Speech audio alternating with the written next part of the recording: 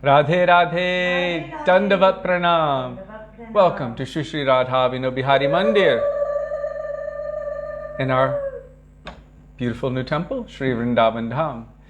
Srila Gurudev ki jai, Srila Prabhupada ki jai, Rupanuga Gauriya Guru Varga ki jai, Patit Pavan Shri Nityananda Prabhu ki jai, Prem Purushottam Shachinandana Gaur Hari ki jai, Radha Vino Bihari Ju ki jai, Radha Ramana Ju ki jai, Giriraj Maharaj ki jai, Harinam Sankirtan ki jai, Hare Krishna Mahamantra ki jai, Shri Narottam Das Thakur ki jai, Tadiya Avirbhav Mahamahotsav ki jai, Shri Krishna Madhurotsava ki jai, Gaura Bhakta Vrinda ki jai, Shri Gaur Premanande Hari Hari Bol. Let's see who's here. Dandavat Pranam all Vaishnavas. Okay. There we are. Oh, Anjali is uluing. She also put a picture of a strawberry and a picture of the soup. Prem is much more than any strawberry.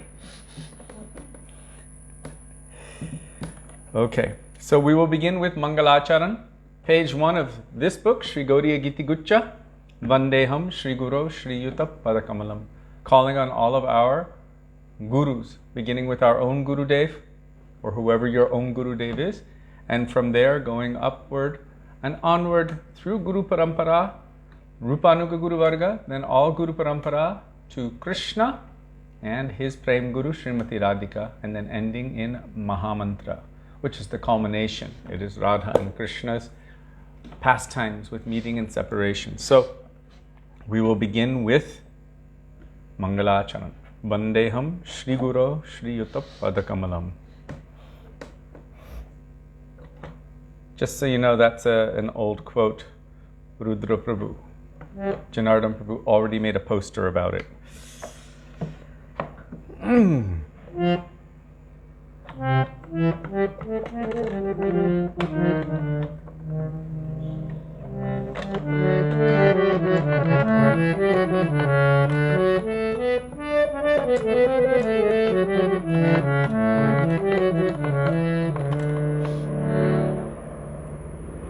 There's a lot of background noise.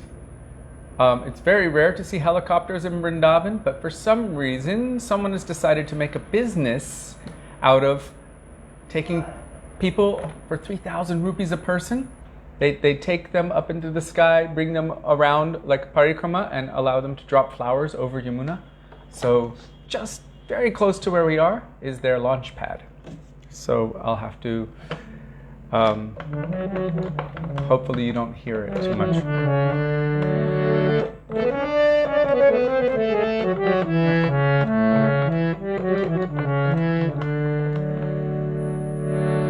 Vandeham Shri Guru Shri Yuta Padakamalam Shri Guru Vaishnavanscha Shri Sagrajata Sahagana Raghunathanvitam Tam Sajivam Sadvetam Savadhutam Parijana Sahitam Krishna Chaitanya Devam Shri Radha Krishna Pada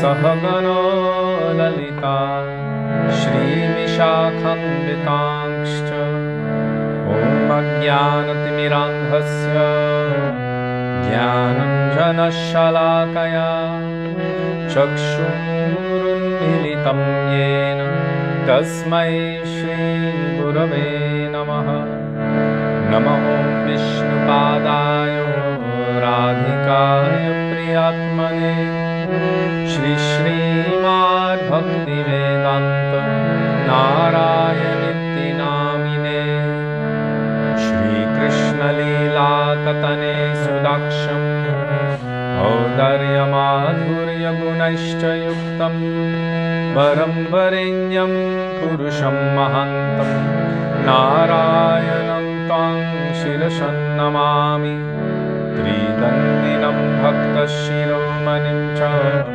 श्रीकृष्णपादाब्जयुगतैकहृदये चैतन्यलीलामृतसारसार नारायणं तं सततं प्रपद्ये नमो विष्णुपादाय कृष्णप्रेष्ठाय भूतले श्रीमते भक्तिवेदान्त स्वामिनिति नामिने नमस्ते सरस्वती देवे गौरवाणी प्रचारिणे निर्विशेष शून्यवादी पाश्चात्यदेशतारिणे नमो विष्णुपादाय गौरप्रेष्ठाय भूतले श्रीमद्भक्तिप्रज्ञान केशवोऽति नामिने अतिमर्त्यचरित्राय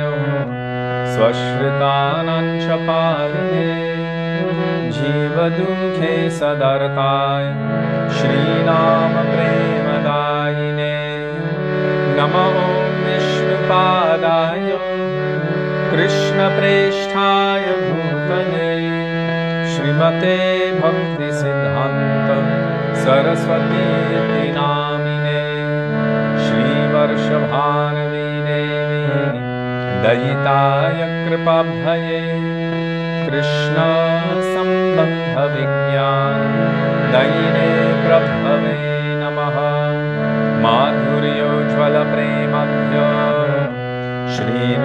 श्रीरूपानुगभक्तिदा श्रीगौर करुणाशक्ति विग्रहाय नमोस्तुते नमस्ते गौरवाणी श्रीमूर्तये दिनतारिणे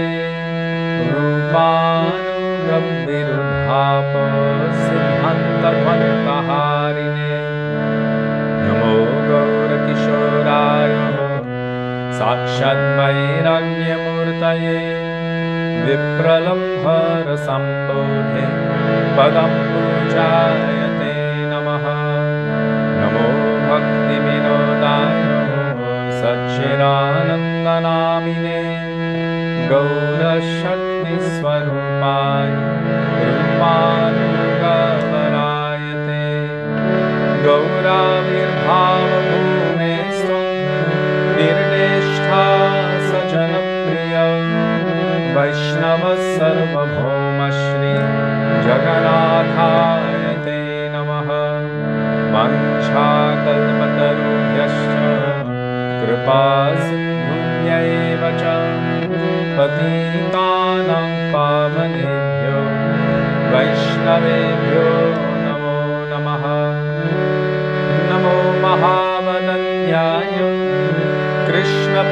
कृष्णप्रेमप्रदायते कृष्णाय कृष्णचैतन्य नमते गौरत्विषे नमः हे कृष्णा करुणा सिन्धो दीनबन्धो जगत्पते गोपेश गोपिकान्त राधाकान्त नमोऽस्तुते तप्तकाञ्चन गौराङ्गी राधे वृन्दावनेश्वरी वृषभानुसुते देवी प्रणमामि हरिप्रिये जयतं सुरतो पङ्कोर्मम मन्दमतेर्गति मत्सर्वस्वपदम्बोज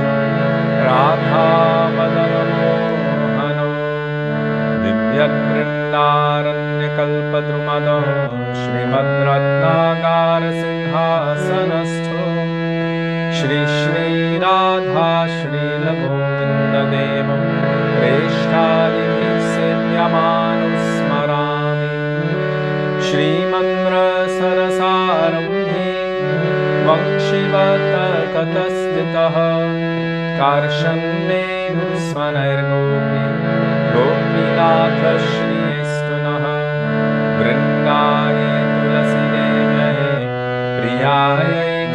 Vaishnavasya cha Krishna Bhakti Prade Devi Satyavatyai Namo Namaha Panchatattvatmakam Krishnam Bhaktarupaswarupakam Bhaktavataram Bhaktakyam Namami Bhaktashaktikam Jai Shri Krishna Chaitanya Prabhu Nityananda Shri Advaita Gadadhar Shrivasati Gaura Bhakta Vrinda Cheto Darpanamarjanam Bhava Mahādavagni Nirvapanam Shreya Kairava Chandrika Vitaranam Vidyavadhu Jivanam Anandam Mudivardhanam Pratipadam Purnamrita Shwadanam Sarvatma Snapanam Param Vijayate Shri Krishna Sankirtanam Harer Nama Harer Nama Harer Nameva Kevalam Kalo Nastyeva Nastyeva Nastyeva Gatiranyatha Hare Krishna Hare Krishna Krishna Krishna Hare Hare Hare Rama Hare Rama Rama Rama Hare Hare.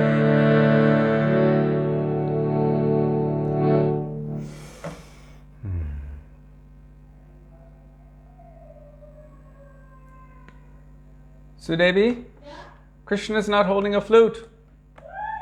What? That's what Janardhan noticed. Okay. It's because he just had a snack just before. This can be remedied. This can be remedied.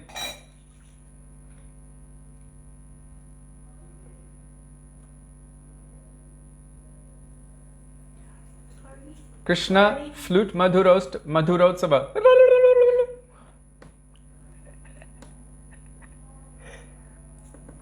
Uh-oh, they were all thinking that. Really? Srimati Radhika stole it. She does that a lot. Well, I'm glad you're aware. Thank you. How can you even see that? Well, the picture I have is so small I can barely see. Okay, so today is the day of Srila Narottam Das Thakur, and of course, we are all very blessed by him that he has left for us, for our benefit, so many wonderful bhajans full of deep moods of prayer, moods of separation, moods of prem. And so we will focus on the bhajans of Srila Narottam Das Thakur today, starting, of course, with Shri Guru Charana Padma, page 28. If you do not have the bhajan treasure trove, then you can consult with Jiva Pavana Prabhu. I believe he's there. Dandavat Pranam. He posts the bhajans in the comment section of the thread, along with their translations, and frequently followed by beautiful commentaries from our acharyas. So just scroll to his most recent post.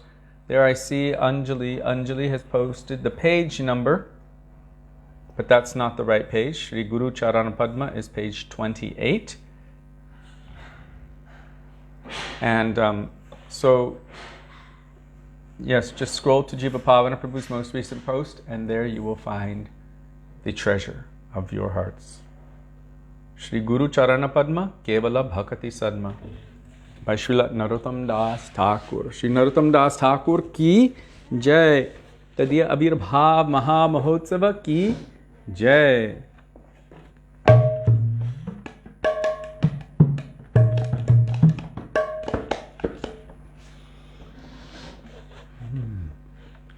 Shri Guru Charana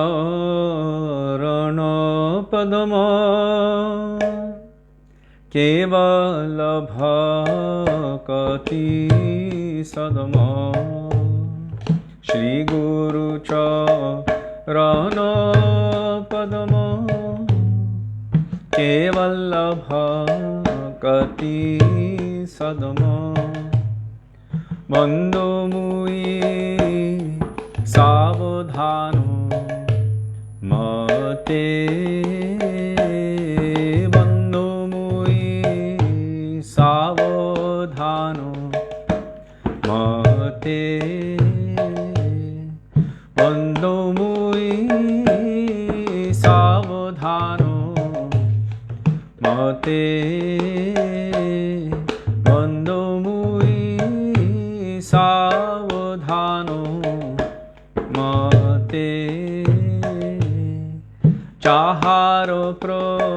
prasade bhai e bhavatoriya jai jaharo prasade bhai e bhavatoriya jai Krishna prapti hoy jaha hoite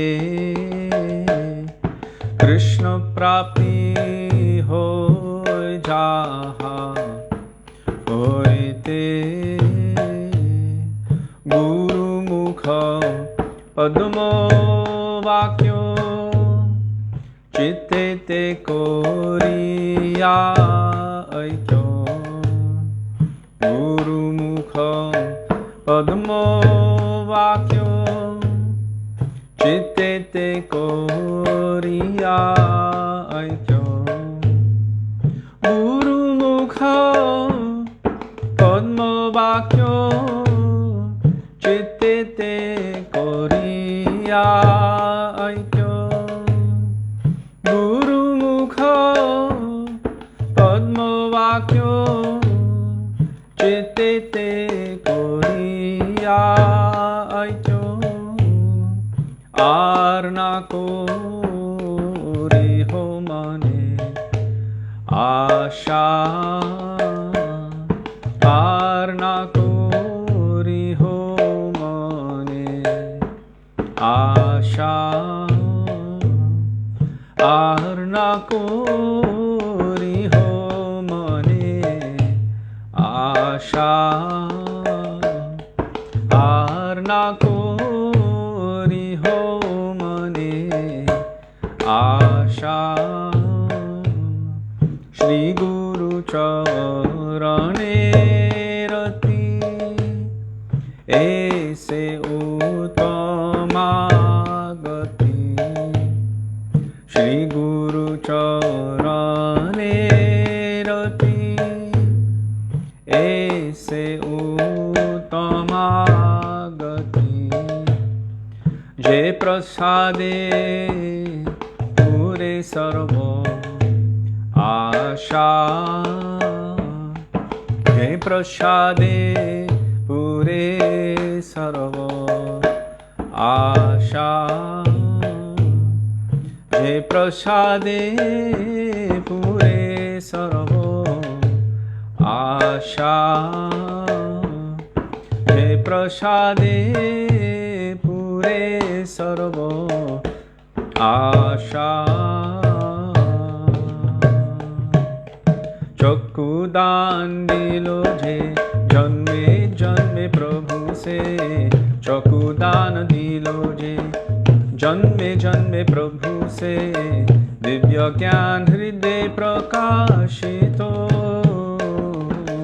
Divya ज्ञान हृदय प्रकाशितो Sudevi door प्रेम भक्ति जाहा होइते अविद्या विनाश जते प्रेम भक्ति जाहा होइते अविद्या विनाश जते वेदे गाय जाहार चरितो वेदे गाय जाहार चरितो श्री गुरु करुणा सिंधु अधम जनार बंधु श्री गुरु करुणा सिंधु अधम जनार बंधु लोकनाथ लोकेर जीवन लोकनाथ लोकेर जीवन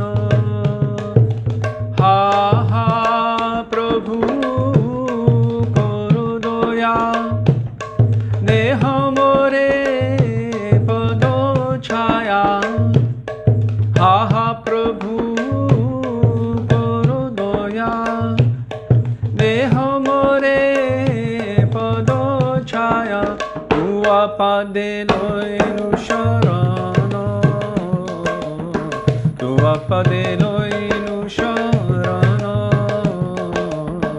एबे चाश भूषुक्र भुवन एबे चाश भूषुक्र भुवन गुरुदेव पतित पावन गुरुदेव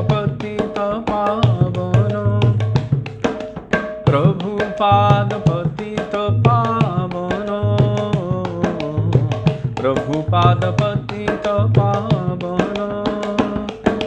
Ha ha Prabhu karo daya, deho more pado chaya.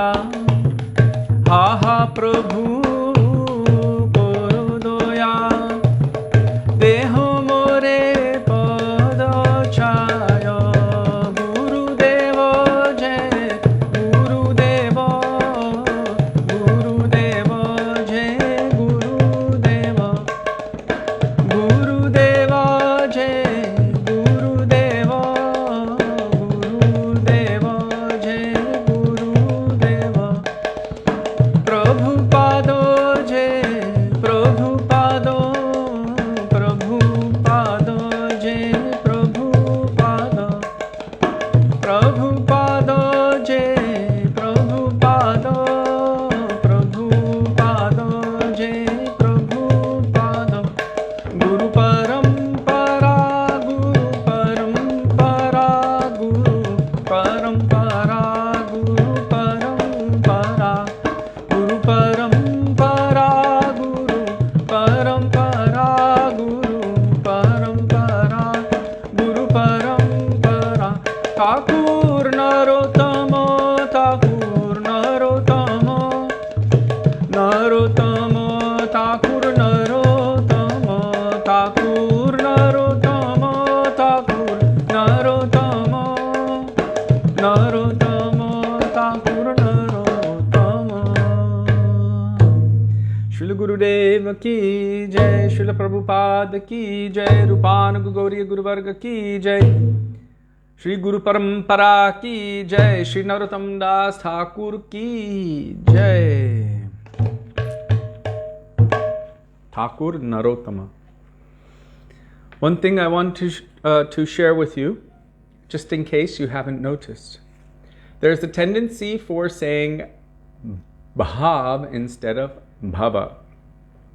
And we noticed that in the bhajan Madhavahe, in Ke Jabi Re Bhai, Bhava Sindhu Par.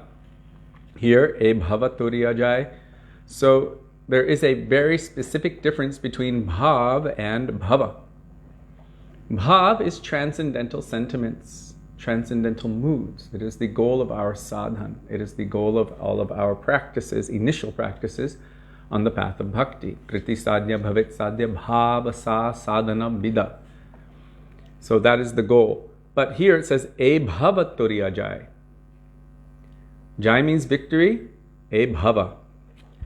This ocean of material existence, it's called bhava sagar. The sagar means ocean, bhava is like this endless ocean of suffering.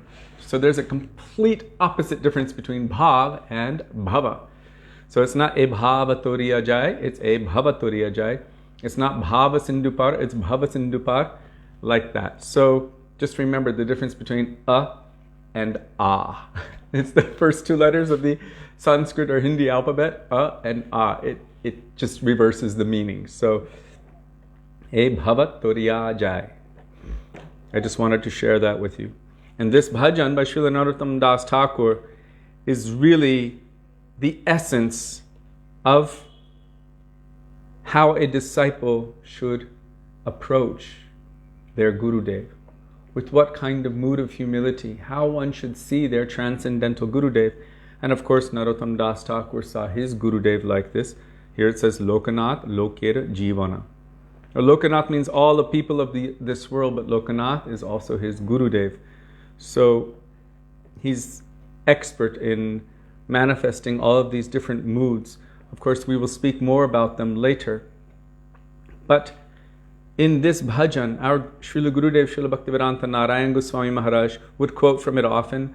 Our Srila Prabhupada had this bhajan chanted every single day for Guru Puja.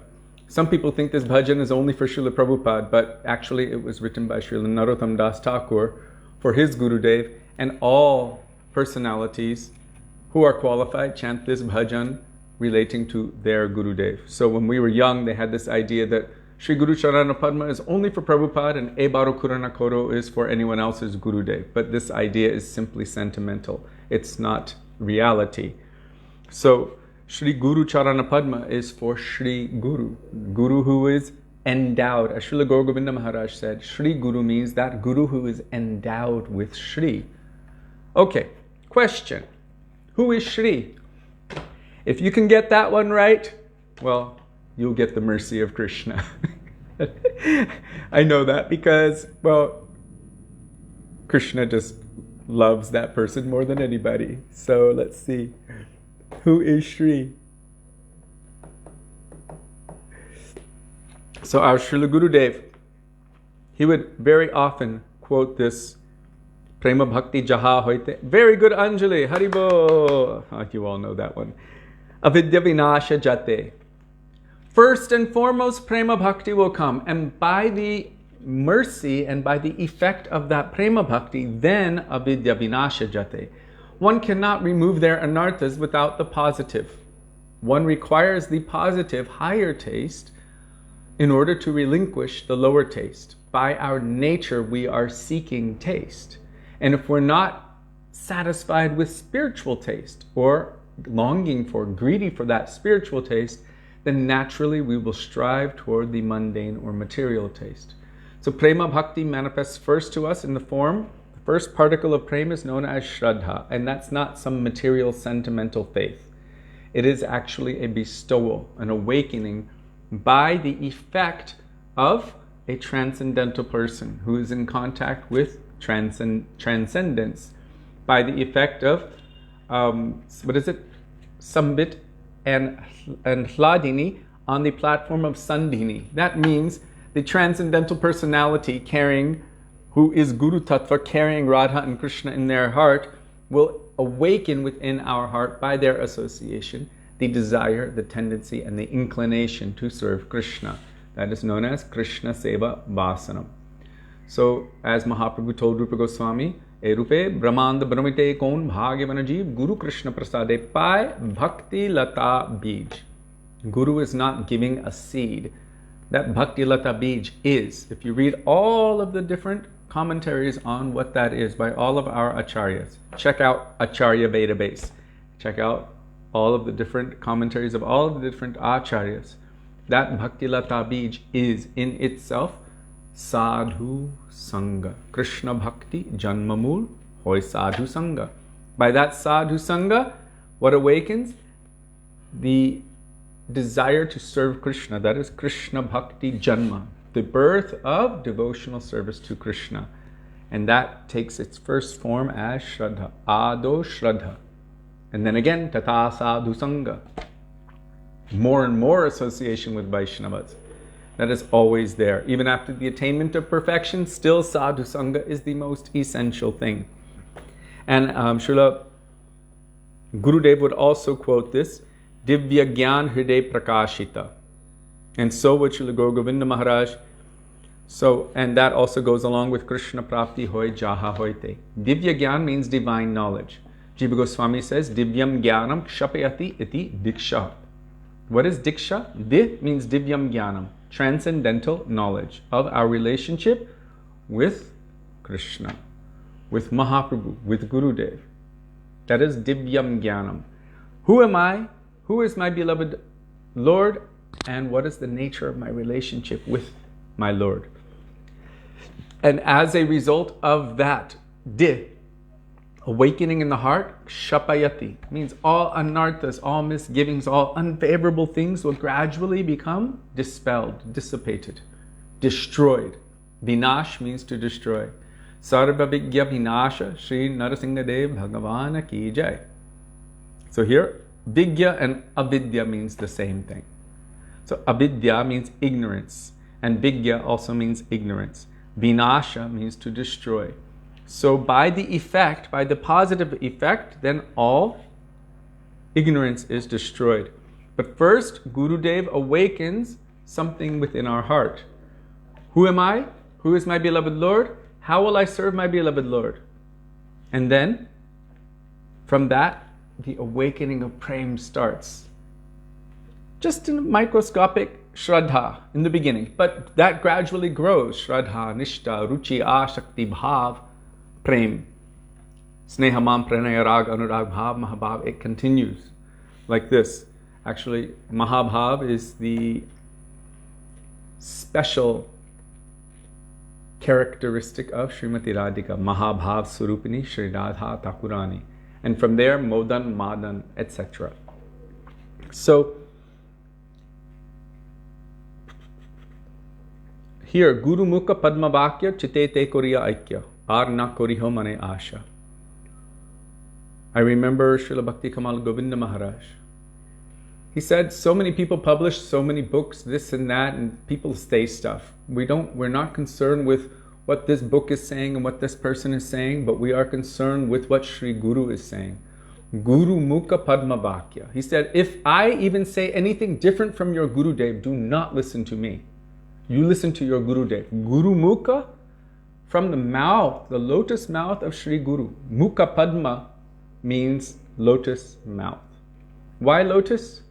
Because there's nothing mundane that comes from it. And lotus is not a creation of Brahma. Lotus is the creator of Brahma. Brahma was manifested from the lotus. So it's a direct creation of Bhagavan himself. So from this lotus mouth, what is manifesting? Only transcendental knowledge. All Shabda Brahma, transcendental knowledge. It's descending. They are the transparent medium of divine knowledge descending, by which Krishna will speak to us. Srila Gaur Govinda Maharaj said everything that Krishna wants to tell you, he will tell through the mouth of Gurudev. And everything we want to tell Krishna, we will also tell through Gurudev. That's the meaning of transparent medium. He's the connecting principle. So, Guru Mukha Padma Vakya Chite Te Koriya Aikya. By the words emanating from the mouth of Sri Guru, then my consciousness will be purified. Now, why did Maharaj say that? Book this, so many people saying that, but we will listen to our Gurudev. Because, as our Gurudev always would say, Guru Nishta is the backbone of bhakti. Guru Nishta is the backbone of bhakti. If Gurudev is not pleased, then everything else will be unsuccessful.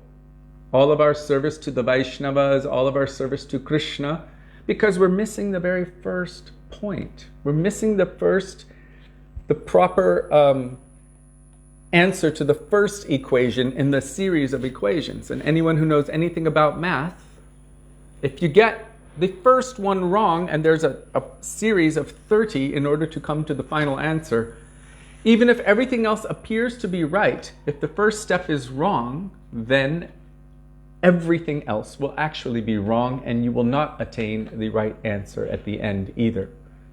So the first step is Guru Nishta. Guru Nishta is the backbone of bhakti. When you have a backbone, then you can be strong to represent Gurudev, to not falter. And you can also move forward on the path of bhakti. It gives you strength, it gives you stability, it gives you shape, it gives you the ability to move. So Srila Bhakti Kamal Govinda Maharaj, oh my God, I just looked down and I see a skeleton removing his skull. Bhakti Kamal Govinda Maharaj, even we questioned him about something and we said, but our Gurudev said this. And he said, oh. And then he changed his position to accommodate the position of our Gurudev. And we thought, my God, what humility does he have? So sweet, such a soft, beautiful Vaishnava he was.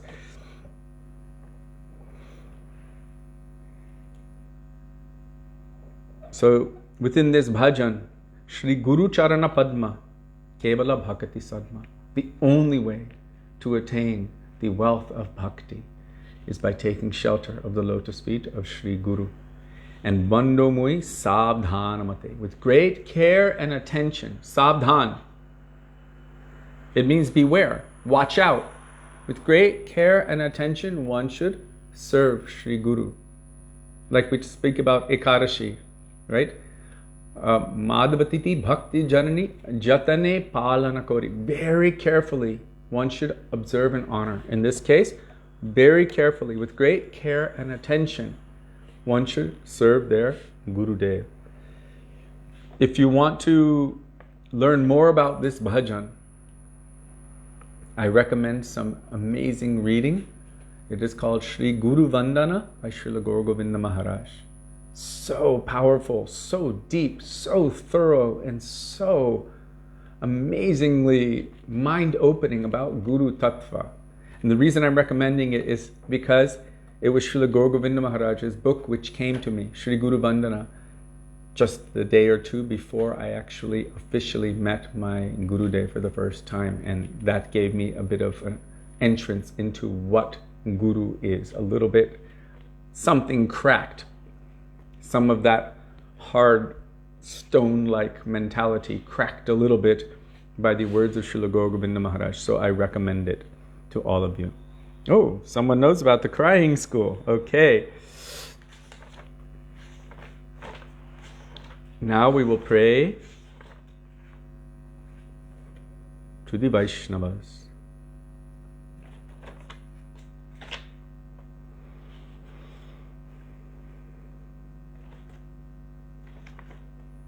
Oh my God.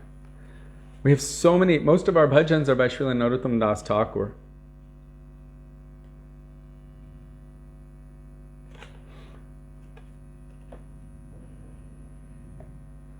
Thakura Vaishnava Pada Avanira Susampada, page 38, by Srila Narottam Das Thakur.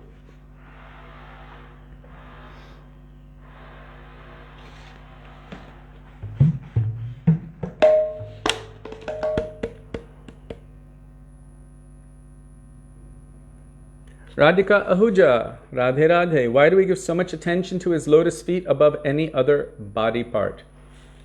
When they say lotus feet, it does not only mean lotus feet, it also means, it implies taking shelter of that person. And I'm going to give a mundane example, but you might be able to appreciate it in terms of this. If anyone is in a desperate situation, let's say you're desperately in love with somebody, and that person decides to just leave. Your heart is broken, and you can't consider that as a possibility. At that point, you would be trying to hold on to them, even holding on to their feet, taking such a, it's an idea, maybe a submissive role, and begging, please, don't neglect me, don't leave me. You will hold on for dear life. You even see how dogs are. When they do something wrong, they get in trouble, they have nowhere to go. They only have one master. They come to your feet and they're just desperately trying to get your attention and mercy by going to your feet. So it is a mood of supplication. But also, maybe the feet are the lowest part of the body, and we are taking the dust from under those feet that have become a holy tirtha.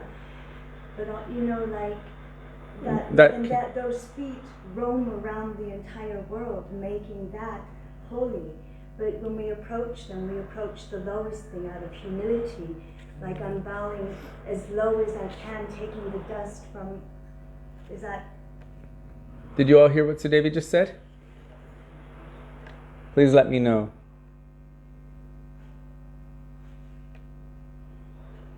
So Sudevi was asking, can it also be that is considered the lowest part of their body, and I am taking a position which is, well, I am definitely lower than the lowest particle of dust that is coming from their feet, and so I'm taking that extreme submissive role, that most humble role, that I am approaching that part, that aspect, that I am lower and less than that. And so from that perspective, I'm approaching from this lowly position. Not that their feet are low, but I am beneath that, dinhin. So yes, it can also be that. We've also heard that the dust of the lotus feet can also mean the disciples. Like Ramanujacharya, we did not receive an opportunity to speak about him the other day, but Ramanujacharya, when he came to see his guru, he wanted to accept initiation, but his guru, Sri Jamunacharya, had just departed from this world, but his hands were closed like this. 3 fingers in. So all the disciples were there. Ramanuja said, was his hand always like this? And they said, we didn't even realize. At that moment, Ramanujacharya made 3 vows. I will accept sannyas. I will preach the teachings of Shuddha Bhakti all over the world. And I will write a commentary on the Vedanta Sutra. And as he said that, each finger opened up.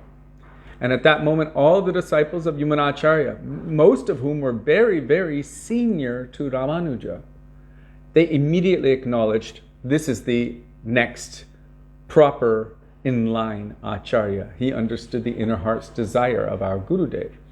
So, you are the next Acharya. Ramanujacharya did not accept that position initially. What did he do? For some years, he stayed with each one of those senior Vaishnavas, served them, and learned from them the teachings and the moods and conceptions of his Gurudev Sri Yamunacharya. He didn't just jump into the position. He first learned and stayed with and learned about his Gurudev.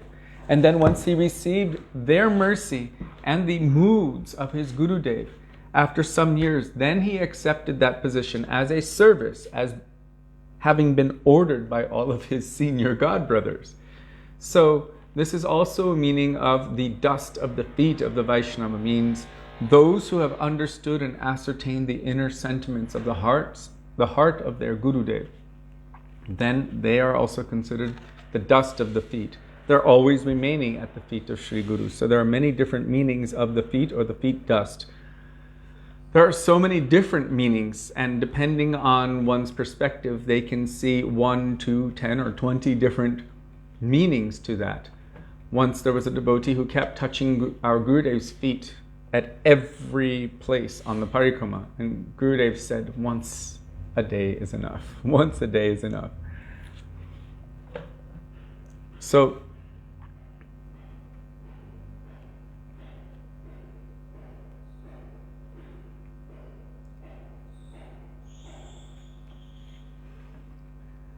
when we say feet, it doesn't just mean feet. Gurudev's not so concerned with us just touching his feet and taking the dust from his feet. Really what he's concerned about is us hearing properly the Harikatha, hearing those instructions and taking it to heart and acting upon those instructions with faith, with humility, with intense ardent desire. And so sometimes when you say the feet, we always say Guru Pada Padma when we refer to our Gurudev. It means Guru's lotus feet. But that implies Gurudev, but I'm approaching from that lowest position, that I'm approaching from that position. So it's also a general reference to Sri Guru. Also, we say Om Vishnupad. Om Vishnupad means the feet of Vishnu. What are the feet of Vishnu? Well, who's on Vishnu's feet? Who is on Krishna's feet? All of his devotees. So Om Vishnupad means who is carrying the service to the Lord, who is carrying this mood around the world. Also, there's another meaning to Vishnu. There are so many different meanings. Vishnu also means all-pervading. Who is all-pervading? Krishna is all-pervading. The gopis in Śrīmad Bhagavatam, they're referring to Krishna as Vishnu also. And in Śrīmad Bhagavatam we hear, Vikriditam Brajabudubir idam cha Vishnu. Vishnu means who is all-pervading, and that's referring to Krishna in the Rasa Lila, how he is present with every single gopi, although there were millions of them, either in between 2 gopis or 2 Krishnas and 1 gopi between. However you like to see it. This is Vishnu. Another meaning of Vishnu, Srila Gurudev said, who is all-pervading? Who is pervading even the heart of Krishna? What does Krishna see everywhere? Govinda Sarvasva? Srimati Radhika. She's even pervading the heart of Krishna. He's Madan Mohan. Kandarpa Kotikamaniya Vishesha Shobha. Millions of cupids faint upon the idea of his beauty. But who makes Krishna faint? Upon seeing her beauty. Madan Mohan Mohini Shri Radha Takurani. So, Vrishabhananandani Srimati Radha Rani Ki Jai. Also, that is the meaning of Vishnu. She is all-pervading, even pervading his heart. So who is carrying Radhika's moods of love and affection for Krishna to everyone around the world. They are also known as Vishnupad, Om Vishnupad, the feet. So we put a lot of emphasis there, but this is also something for us to move toward in terms of the feelings of humility.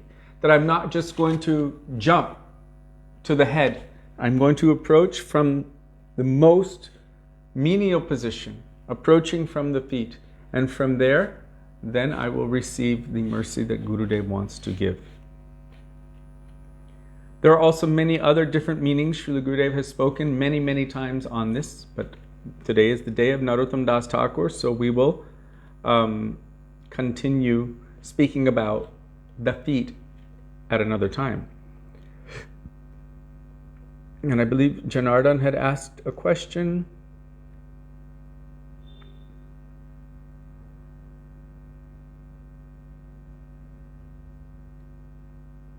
Even Mahaprabhu says to Krishna, Kripaya tavapada pankaja stita dhuli sadrasham vichintaya.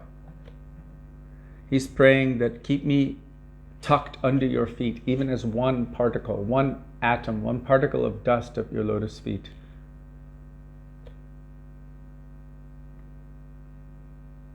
Oh, I'm missing that. Where is it? Janardhan?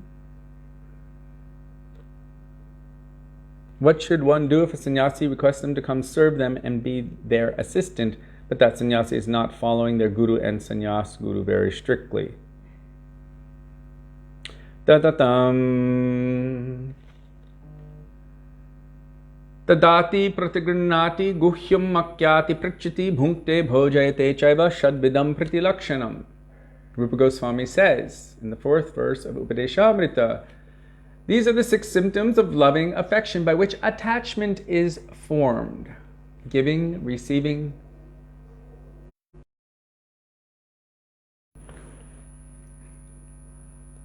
Froze. Gone, back.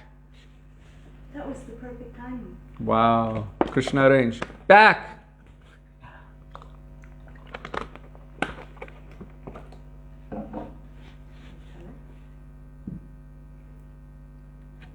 Yeah, here. You tell it. No, you tell it. They can hear you.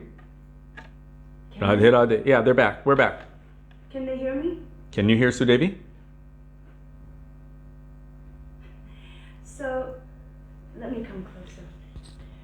One time we were in a certain place and a sannyasi Hold that. A sannyasi had come sort of to stop devotees from coming and seeing our Gurudev. But that sannyasi needed to, come and see our Gurudev to kind of keep up a good pretense. So they came, and he actually arrived after our Gurudev had left on purpose. And then we had to take prasadam there because the whole family made prasadam. So there were about maybe 50, 60 devotees there.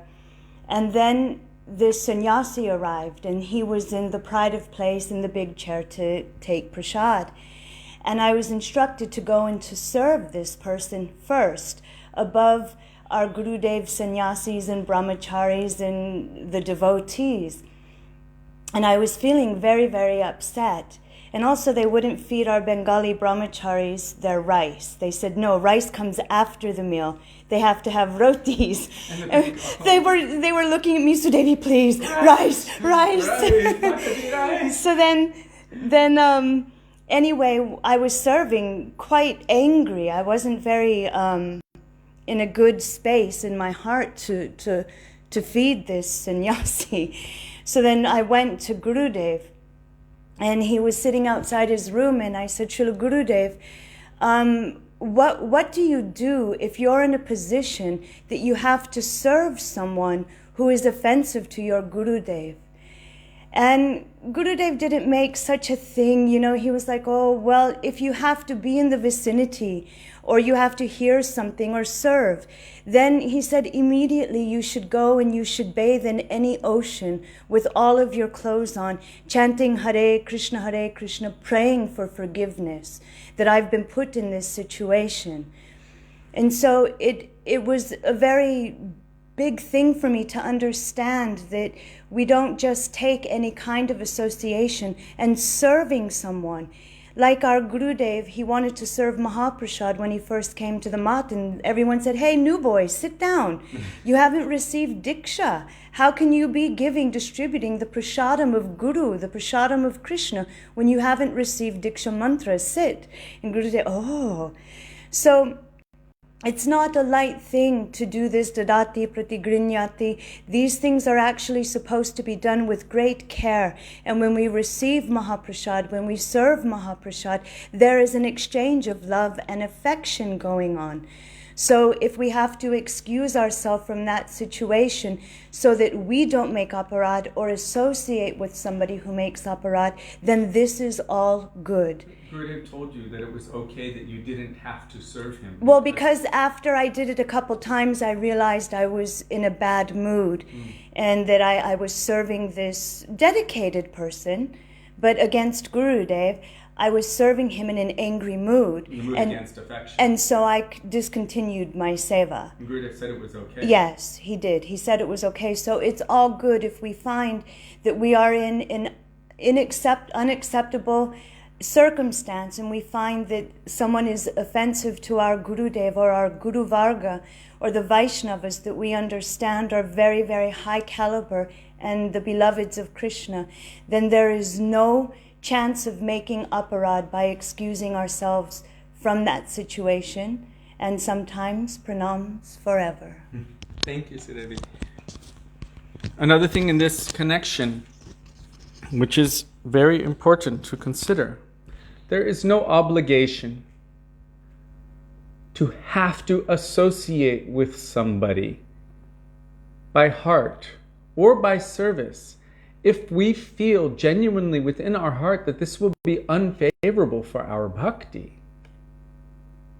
We should be able to make a discriminating choice that this association will not be favorable for me, then I don't want to accept it.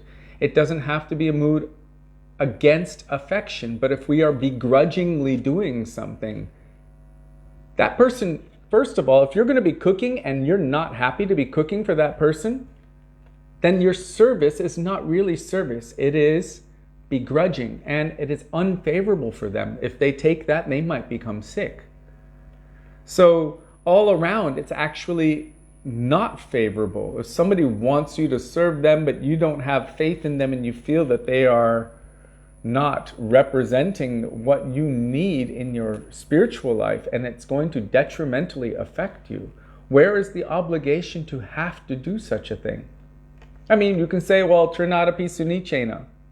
But Bhaktivedānta Saraswati Prabhupada explained, this means humility to Hari, Guru and Vaishnavas. First of all, pratamam tu gurum pujam. First of all, to Guru.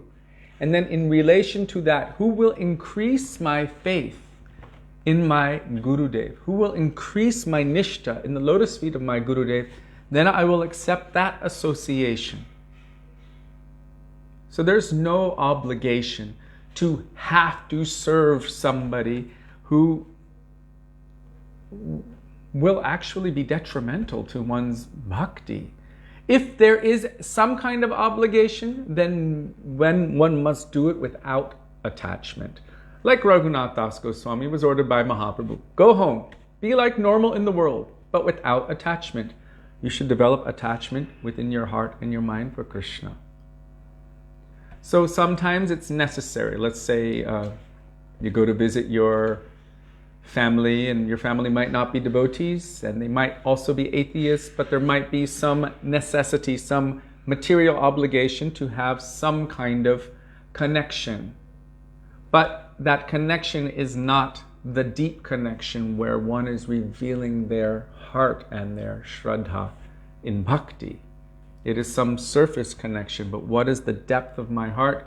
That is reserved for only those personalities who will help to increase that, not even for all of our God brothers and God sisters. Many of our own God brothers and God sisters will take a blowtorch to our inspiration and bhakti just for fun, just because, look at you, wow, ooh, like that. And maybe you're inspired in something and you say one little thing and poof, they'll just try to destroy it because there's lacking maturity. Sri Guru and the pure Vaishnavas, they will always endeavor to inspire. And if we are moving on the wrong path, they will try to bring us back without destroying our faith, our Shraddha.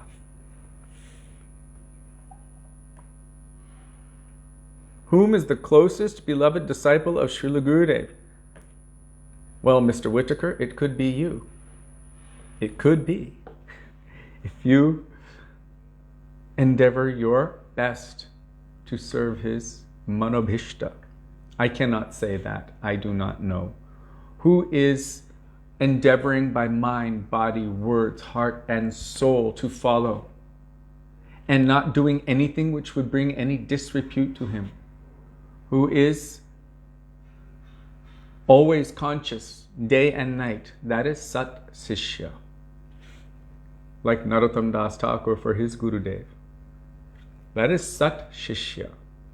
And I will not and cannot detect. Sometimes the person who might appear closest can be much, much further than someone who might be physically distant. Rupa Goswami was in Vrindavan, very physically distant from Mahaprabhu, but he is glorified as that personality who established Mahaprabhu's inner heart's desire in this world. Kala Krishna Das was physically with Mahaprabhu, serving him, massaging him, washing his clothes, cooking for him. He was his personal servant. And yet, he never accepted Mahaprabhu's association, although he was physically with him. What did he do? He saw the Bataharis, the gypsy girls in the forest, and ran away to go be with them. And Mahaprabhu had to drag him back by his hair. So just because someone is physically close doesn't mean they are actually close. And just because someone is physically distant doesn't mean that they are actually distant.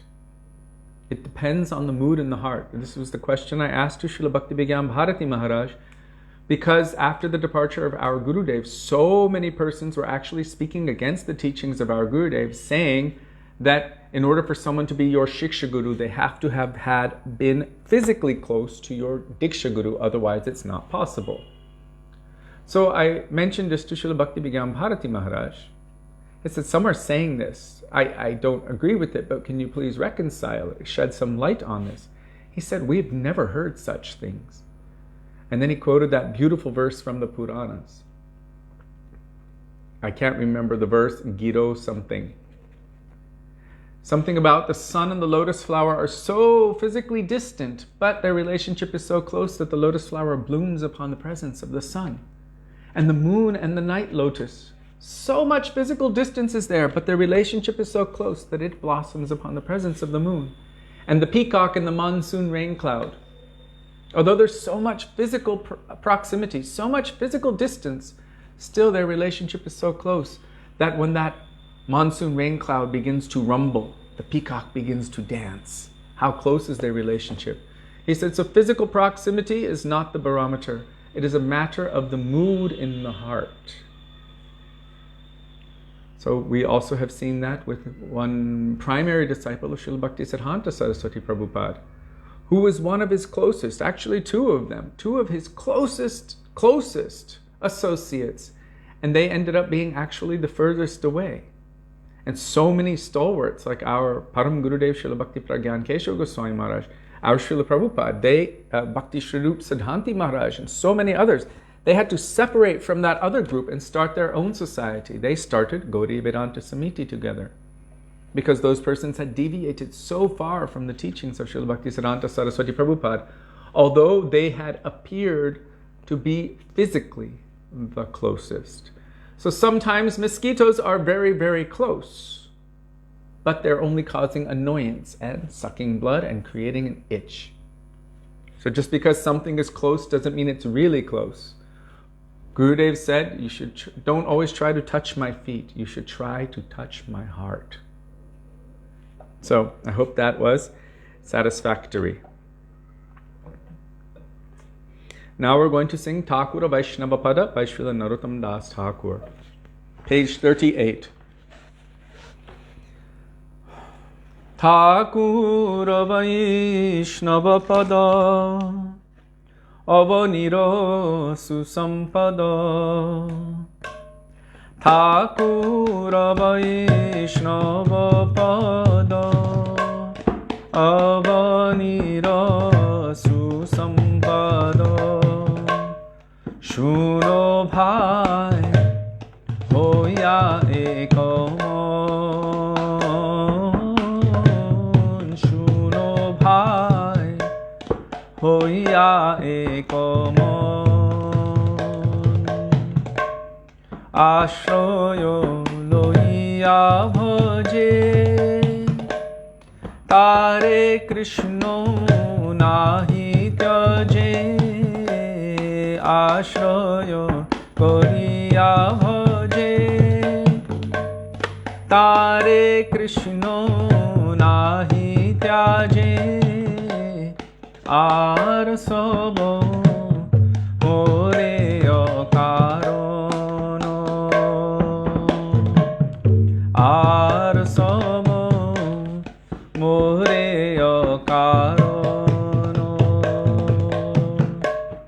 Vaishnava charana jan Prema bhakti dite ban Vaishnava charana jan Prema bhakti dite ban Ar ke ho nahe balvanta Ar ke ho nahe balvanta Vaishnava charana renu Mastake bhushana binu Vaishnava charana renu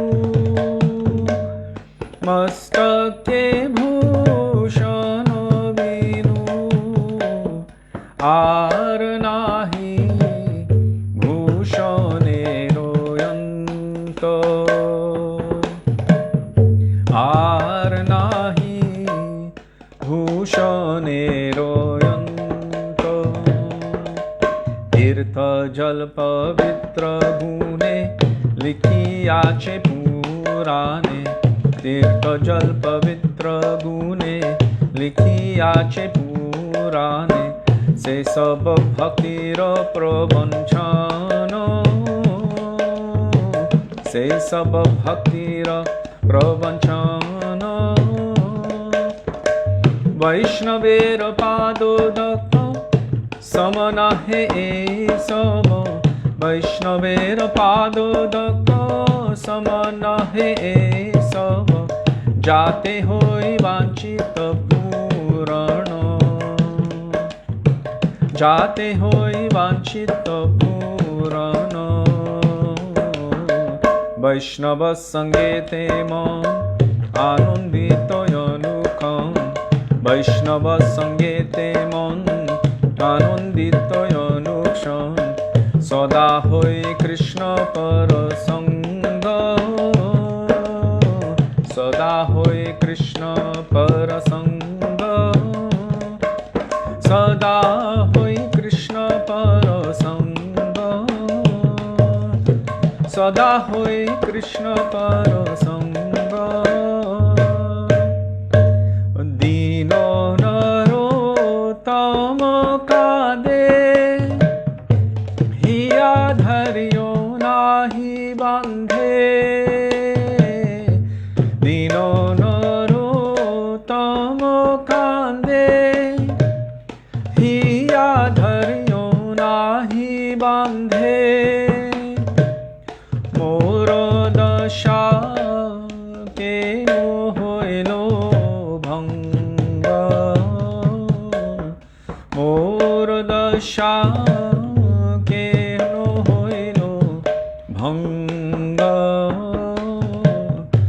Moro dasha keno hoilo bhango mora dosha keno hoilo bhango Vaishnava Thakur Vaishnava Thakur Vaishnava Thakur Jaya Vaishnava Thakur Jaya Vaishnava Thakur Jai Vaishnava Thakur Vaishnava Thakur Jaya Vaishnava Thakur Prabhu Kripa Koro More Doya Koro Prabhu Kripa Koro More Doya Koro Prabhu Kripa Koro More Doya Koro Kripa Koro More Doya Koro. All Vaishnava Thakur ki Jai, Śrī Narottam Das Thakur ki Jai.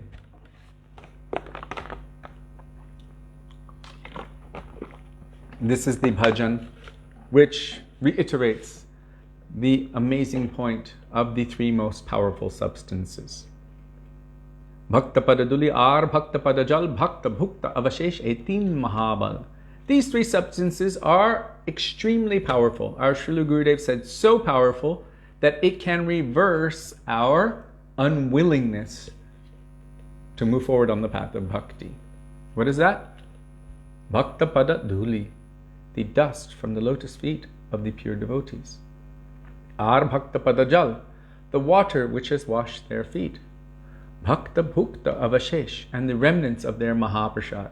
18 Mahabal. These three substances are extremely powerful. And so here Śrī Narottam Das Thakur is reiterating this point.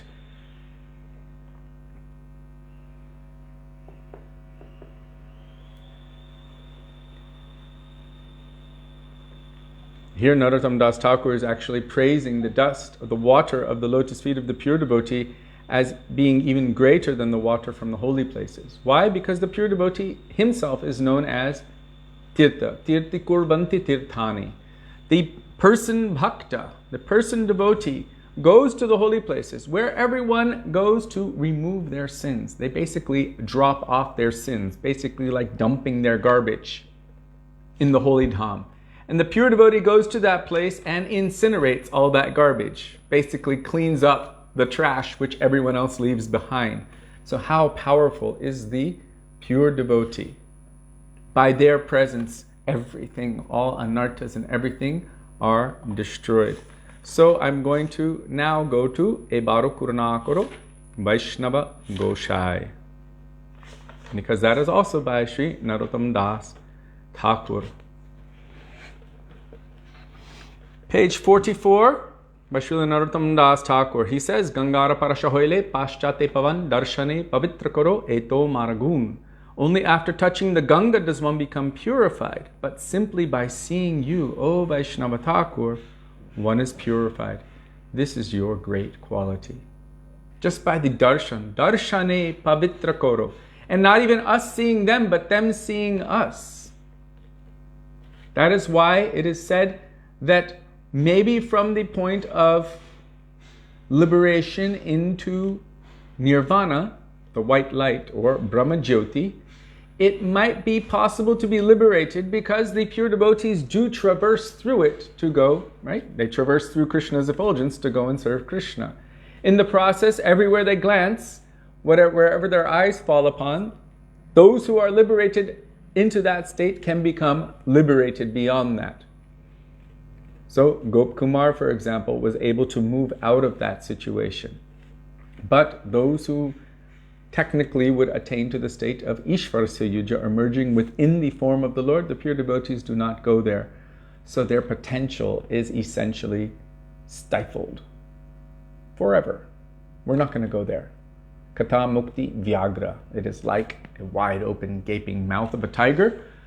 So Raghunath Das Goswami says this, so we should be a little bit careful of that. I asked Gurudev the question once when we were in Italy, and he said, I'll do some research and get back to you on it later. And then he disappeared from this world. And I thought, why didn't he get back to me? And maybe, oh, he didn't want to discuss this. He wants to discuss the sweet pastimes of Krishna, the glories of Srimati Radhika. He doesn't want to talk about these things. You know, Anjali, I don't know. That's up to anyone else to decipher. What is the definition of a real Catholic, and what is the quality of that person who is leading that? Are they behaving according to the rules, according to the instructions of Lord Jesus, Jesucristo, or not?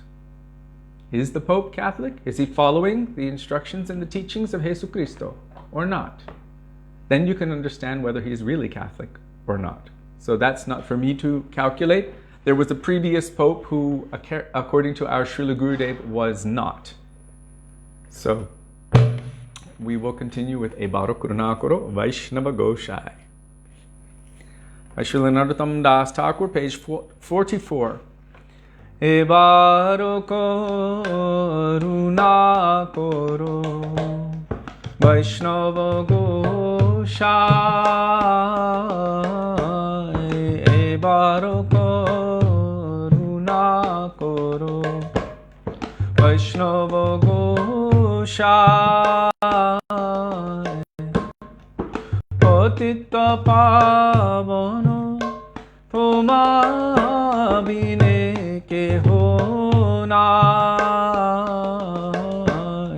Patita pavano toma bine ke ho nai. Kaharoni kote gele pap dure jay. Kaharoni kote gele pap dure jay. Emon doyalo Prabhu ke bakotha pai. Emon doyalo Prabhu ke bakotha pai. Gongaro porosho hoile paschate pavon. Gongaro porosho hoile paschate pavon. Darshane pavitra koro ye tomaro gun.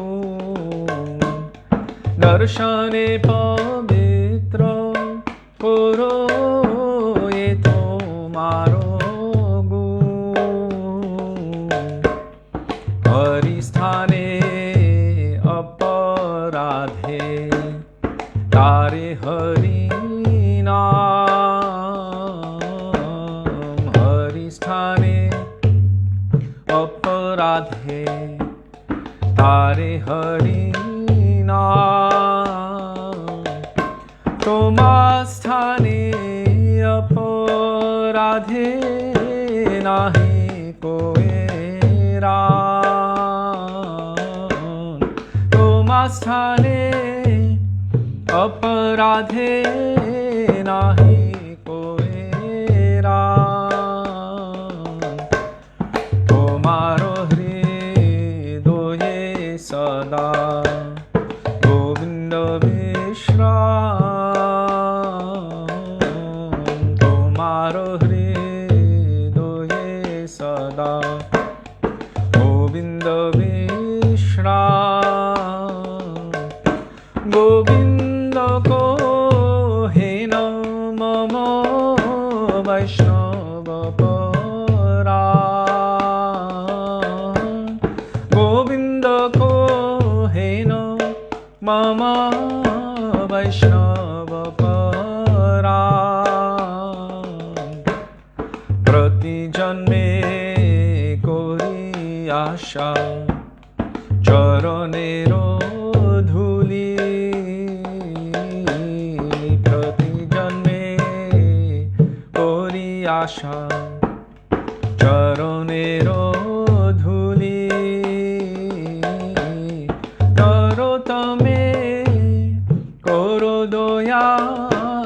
আপনারো বলি করো তুমি করো দয়া আপনারো বলি এবারো করুণা করো বৈষ্ণব গোসাই এবারো করুণা করো বৈষ্ণব গোসাই পতিত পাবন তোমা বিনে কেহ নাই পতিত পাবন তোমা বিনে কেহ নাই বৈষ্ণব ঠাকুর জয় বৈষ্ণব ঠাকুর বৈষ্ণব ঠাকুর জয় বৈষ্ণব ঠাকুর বৈষ্ণব ঠাকুর জয় বৈষ্ণব ঠাকুর বৈষ্ণব ঠাকুর জয় বৈষ্ণব ঠাকুর প্রভু কৃপা করো মোরে দয়া করো কৃপা করো মোরে দয়া করো কৃপা করো মোরে দয়া করো কৃপা করো মোরে দয়া করো ओ वैष्णव ठाकुर की जय श्री नरोत्तम दास ठाकुर की जय Sudevi, can you close the door now and turn on the fan, please?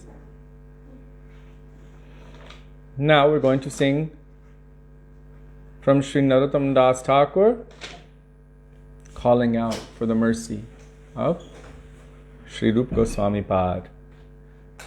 Sri Rupa Manjari Pada, same over Sampada, same over Bhajan Pujan, page 50.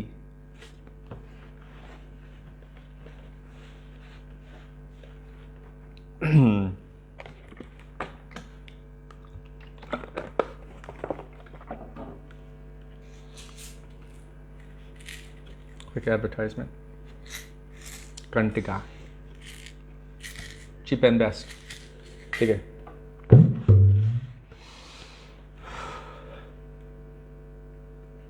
So Sri Narottam Das Thakur in this bhajan is basically revealing to us. Which one is it? You're supposed to take it after Prasadam? Okay, I'll wait. What is our goal? What is our hope? What is our aspiration? The goal of our everything. Sri Rupa Manjari Pada. Same or Sampada. Same or Bhajana Pujan. Same or Pranadhana. Same or Abharana. Same or Jivanir Jivan. The goal of all of our seva, all of our activities in bhakti, all of our chanting of Harinam, all of our mantras, all of our austerities, all of our everything is to somehow or other attain service to the lotus feet or at the lotus feet of Sri Rupa Manjari. So we will pray in the words of Narottam Das Thakur. Sri Rupa Manjari Pada, page 50.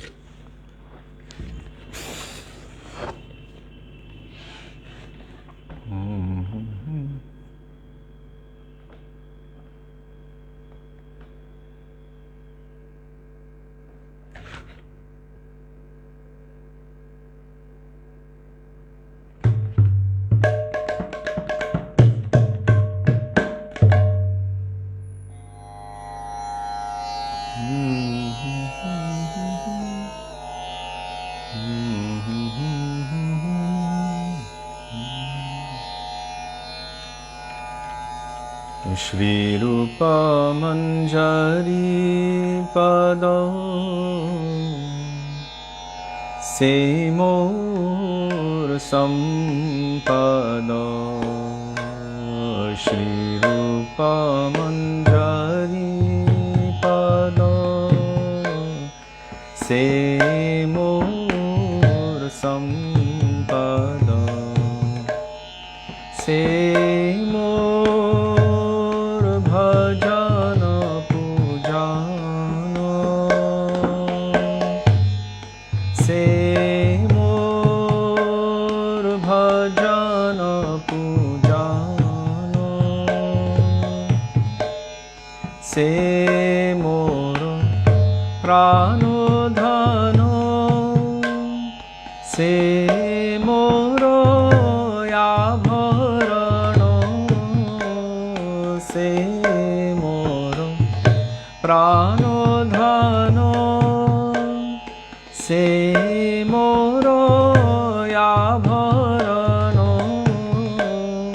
se mor jivanir jivano,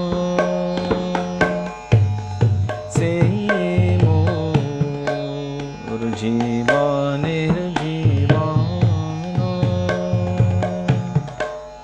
se mor rasanidhi, se mor vancha siddhi, se mor rasanidhi, se mor vancha siddhi, se mor vedero dharamo,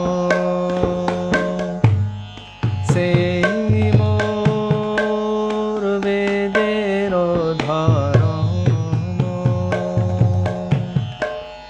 se brato, se tapo, se moro mantra japo, se brato, se tapo, se moro mantra japo, se mor dharma paramo,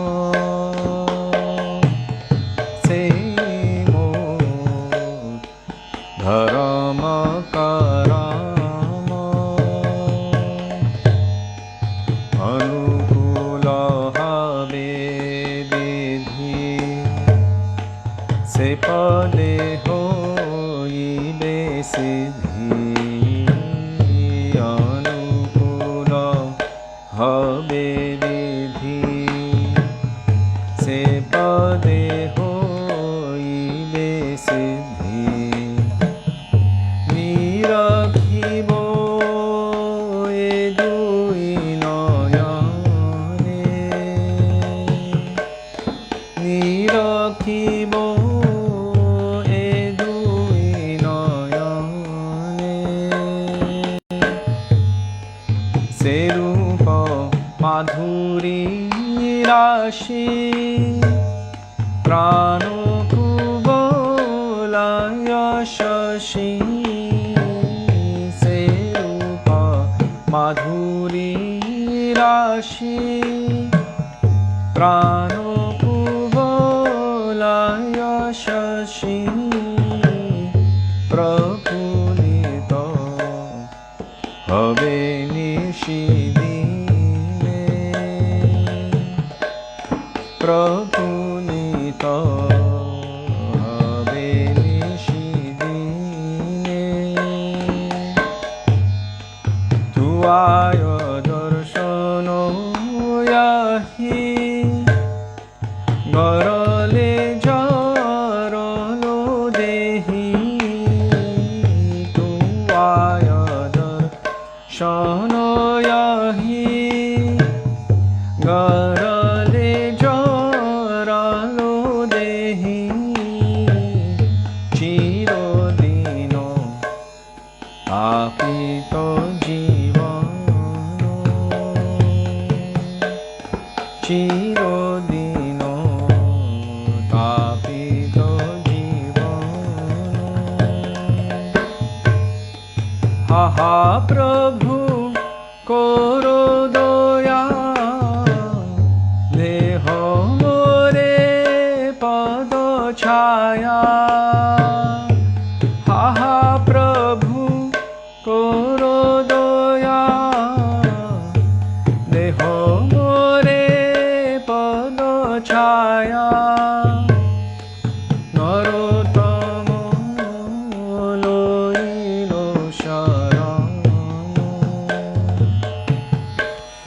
Narottamo loilo sharano. Narottamo loilo sharano. Narottamo loilo sharano.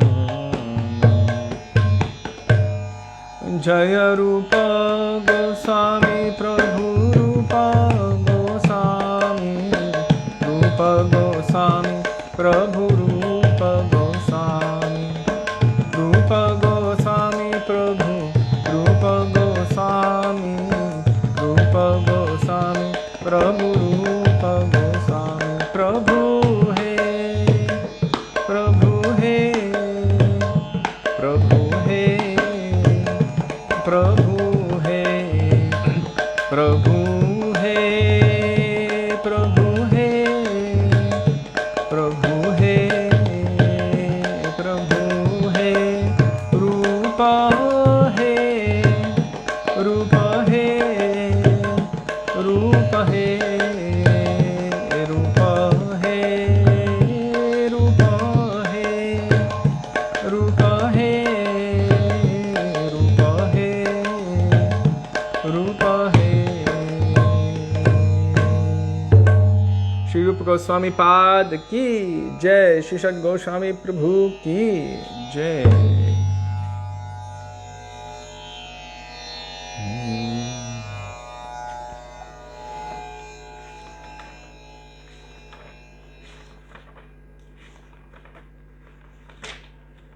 My God, some of the most beautiful bhajans we have are from Sri Narottam Das Thakur.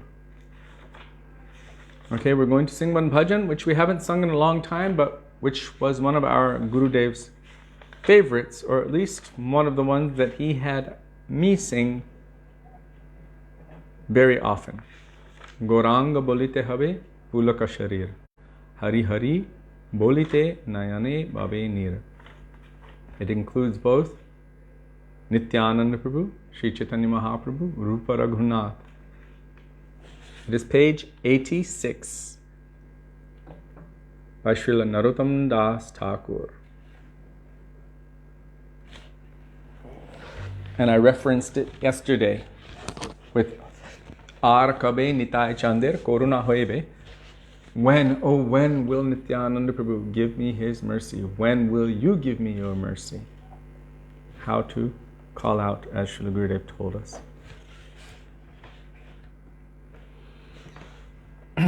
Page 86.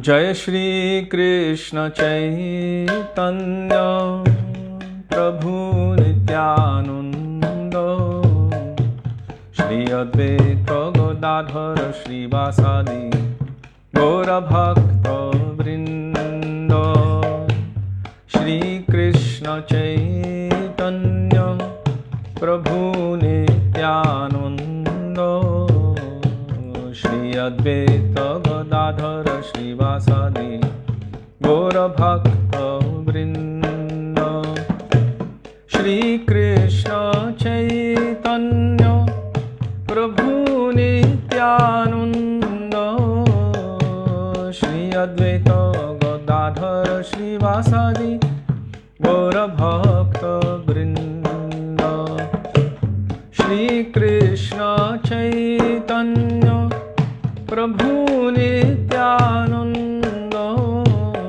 Shri Advaita Gadadhara Shri Vasadi Gaura Bhakta Vrinda Gauranga bolite have Pulaka Shariro Gauranga bolite have Pulaka Shariro Hari Hari bolite no Yane Babe Niro Hari Hari bolite no Yane Babe Niro Arka Benitai Chade Koruna Hoibe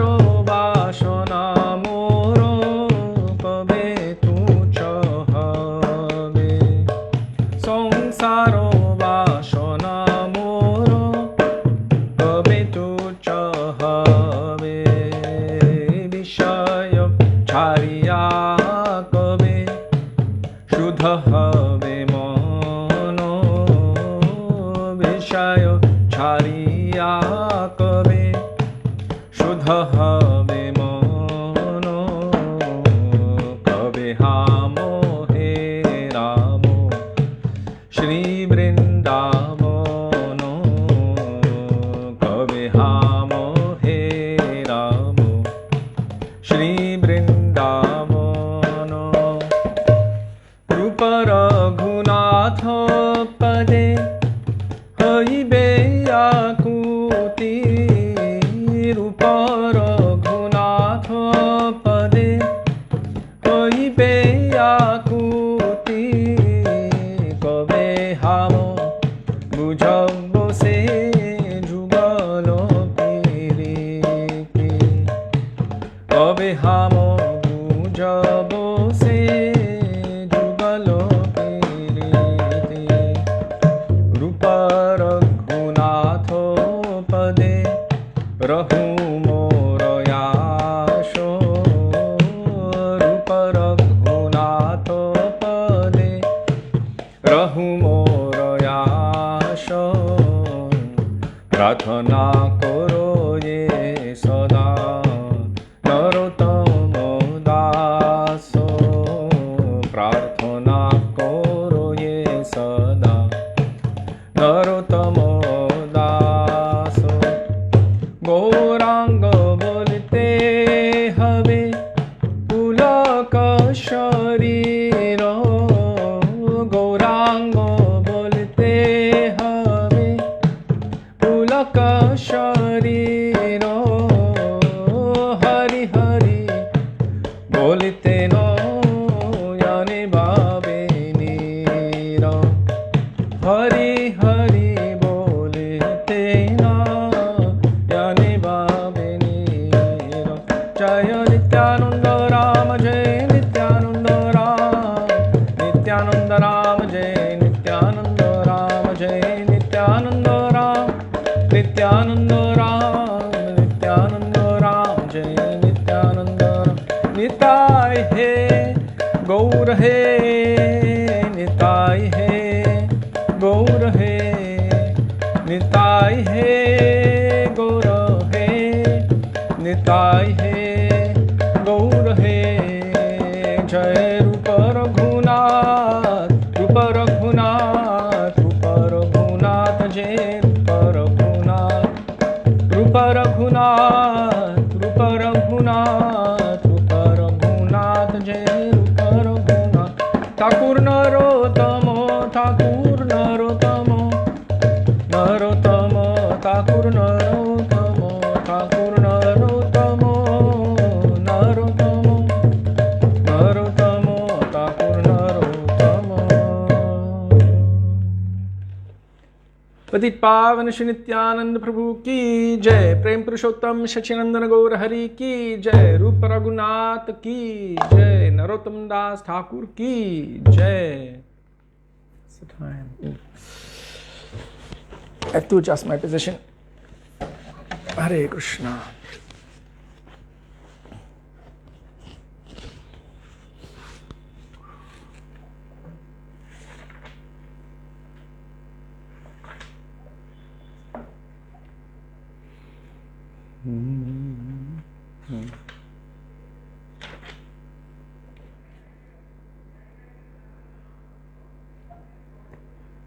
Shri Krishna Chaitanya Prabhu Daya Kuromore.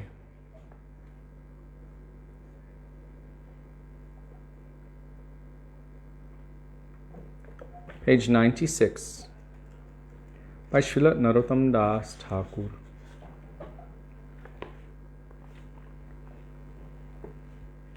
He was always in a stage of weeping, crying, calling out for mercy, and really teaching us how to enter into the crying school of Sri Chaitanya Mahaprabhu.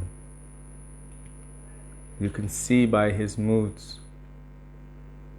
O Shri Krishna Chaitanya Prabhu, be merciful to me. Except for you, who in this material existence is so full of compassion? He's praying to Nityananda Prabhu. Please glance upon me with compassion, for I am very sorrowful. O Advaita, please be merciful to me. By your mercy I can attain Shri Chaitanya Nitai. And he's weeping, crying out. When they say ha ha, in these bhajans, it's not like ha ha that we write on Facebook. This ha ha, it's the weeping of the heart. It means alas. It's like crying out. O Śrī Dāmodara Gosvāmī, Sanātana, Rupa Gosvāmī, Raghunath, Gopal Bhatta Gosvāmī, Raghunath Bhatta Gosvāmī, Jeev Gosvāmī, Lokanath Gosvāmī, please give me your mercy. He's praying and calling out to all of these divine personalities, teaching us how to call for their mercy. As Raghunath Das Goswami, he says in Sri Manashiksha, when you are walking down the open road and being attacked by all of the dacoits, the rogues, the thugs, namely lust, anger, greed, madness, pride, envy, anger, all of these things. Did I already say anger? So many different demons attacking us. At that time, we have no power on our own, but we can call out to the great generals on the path of bhakti, and these are all of our generals. And we add the two verses at the end, Doya Karo Prabhupad Shri Dayite Das, and Doya Karo Gurudev Patita Pavan.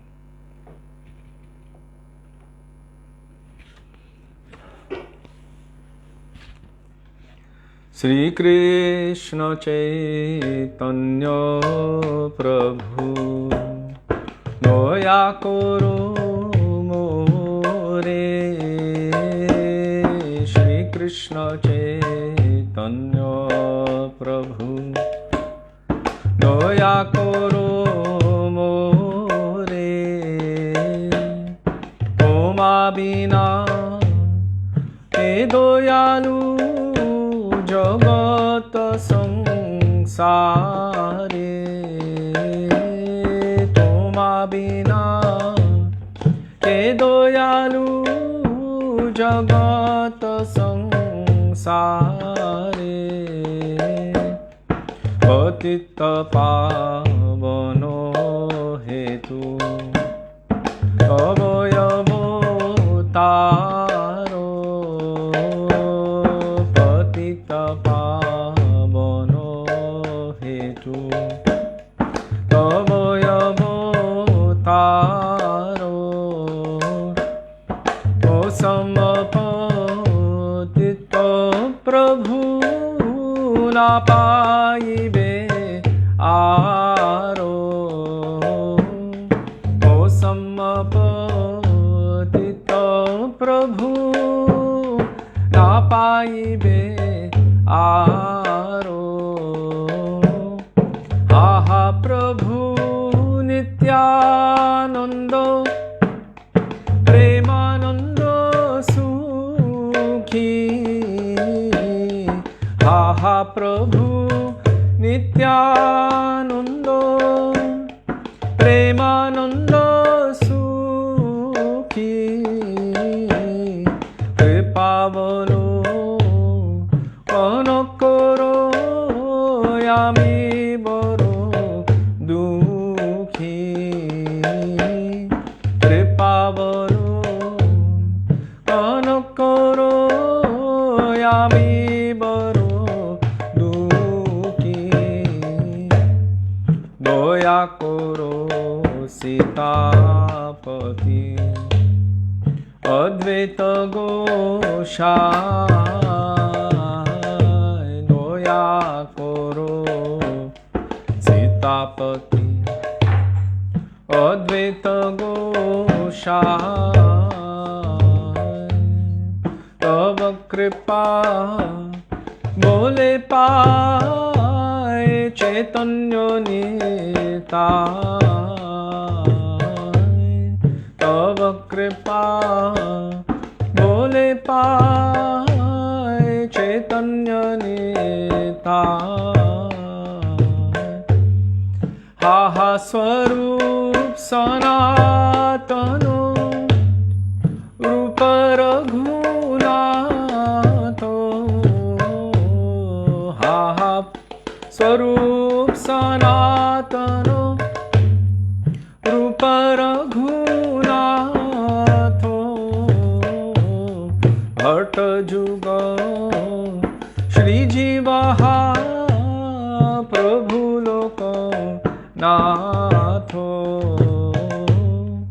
भत जुग श्री जीवहा प्रभु लोकनाथो दया करो श्री आचार्य प्रभु श्रीनिवासो दया करो श्री आचार्य प्रभु श्रीनिवासो रामचंद्र संग मागे नरोत्तमो दासो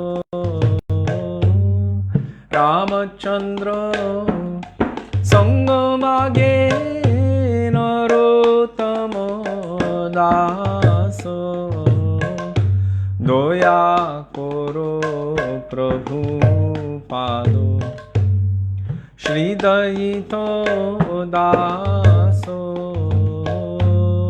दया करो प्रभु पादो श्री दयित दासो वैष्णवेरो कृपा मागे अधम दासो वैष्णवेरो कृपा मागे अधम दासो दया करो गुरुदेव पतित पावनो दया करो गुरुदेव पतित पावनो श्री चरणे सेवा मागे पतित जनो श्री चरणे सेवा मागे पतित जनो श्री चरणे सेवा मागे पतित जनो श्री चरणे सेवा मागे पतित जनो प्रभु हे प्रभु हे प्रभु हे प्रभु हे प्रभु हे प्रभु हे प्रभु हे प्रभु हे श्री निताय गौरांग की जय श्री सत गोस्वामी प्रभु की जय All our Guru Varga ki jai, Śrīla Prabhupada ki jai, Śrīla Gurudeva ki jai.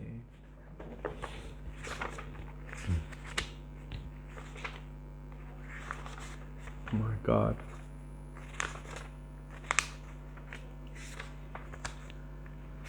Śrīla Gaura Babaji Maharaj told one person, if you want Krishna Prem, then go to the market and purchase 2 books. Prarthana and Prem Bhakti Chandrika. Prarthana means prayers and Prem Bhakti Chandrika. These are both bhajans, collections of the bhajan of Sri Narottam Das Thakur. If you want Krishna Prem, then purchase these 2 books. If one prays to Sri Narottam Das Thakur, please allow your moods to enter into my heart. Even with a little bit of sincerity, if even one particle of dust of one of those moods of Sri Narottam Das Thakur manifests in our heart, then our life will be successful.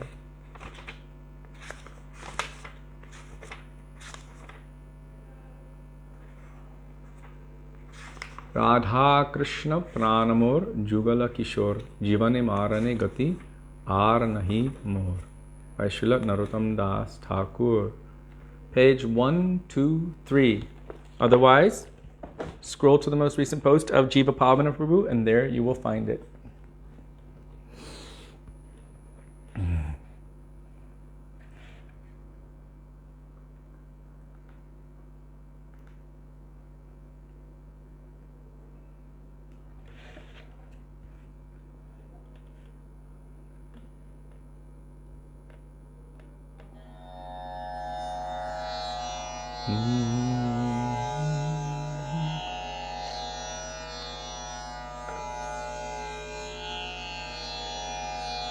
If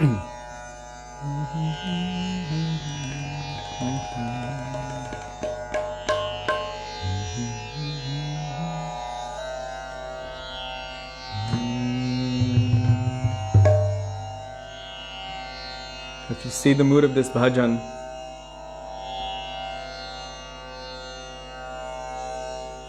this is our goal, aspiration, serving Radha and Krishna, Jugala Milan, Jugala Kishore, together. And it's very close to the meaning of Abhideya Tattva, Divyad Vrindaranya Kalpadrumada, Śrīmad Ratnagara Singhasanasto, Shri Shri Radha, Śrīla Govinda Devo, Preshthālibhi Sevyamano Smarami. And Narottam Das Thakur is praying for this. All of our Guru Varga are praying for this. Very, very beautiful mood.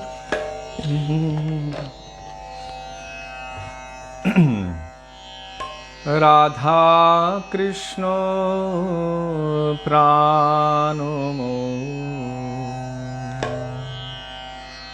Jugal Kishore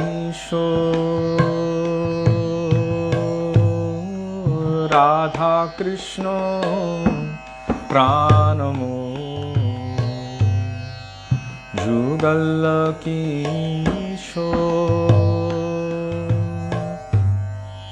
Radha Krishna Pranamo Jugal Kishore Radha Krishna Pranamo Jugal Kishore Jivane Marane Gati Arunahi Mo Jivane Marane Gati Arunahi Mo Kalindiro Kule Keli Kadambero Vano Kalindiro Kule Keli Kadambero Vano Ratana Vediro Shabodujano Ratana Vedira Yupa O Shabodujano Radha Krishna Pranamo Jugal Kishore Radha Krishna Pranamo Jugal Kishore Shyama Gori Ange Divo Chua Chandanero Gandha Shyama Gori Ange Divo Chua Chandanero Gandha Chamar Dhulavo Kabe Heribo Mukha Chanda Chamar Dhulavo Kabe Heribo Mukha Chanda Radha Krishna Pranamo Jugal Kishore Radha Krishna Pranamo Jugal Kishore Gathiyamalutir Mala Bodohar গলে গাথিয়া মালতীর মালা দিব দোহার গলে অধরে তুলিয়া দিব কর্পূর তাম্বুলে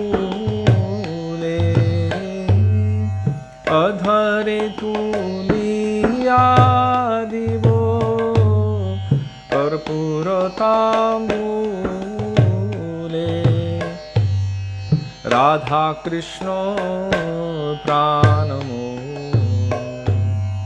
যুগল কিশোর রাধা কৃষ্ণ প্রাণমো যুগল কিশোর ললিতা বিশাখায়াদি যত সখী বৃন্দ ললিতা বিশাখায়াদি যত সখী বৃন্দ আজ্ঞায় করিব সেবা চরণারবিন্দ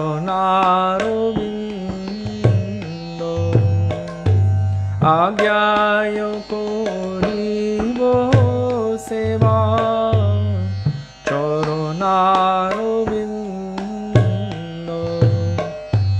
রাধা কৃষ্ণ প্রাণমো যুগল কিশোর রাধা কৃষ্ণ প্রাণমো যুগল কিশোর শ্রী কৃষ্ণ চৈতন্য প্রভু দাসের অনুদাস শ্রী কৃষ্ণ চৈতন্য প্রভু দাসের অনুদাস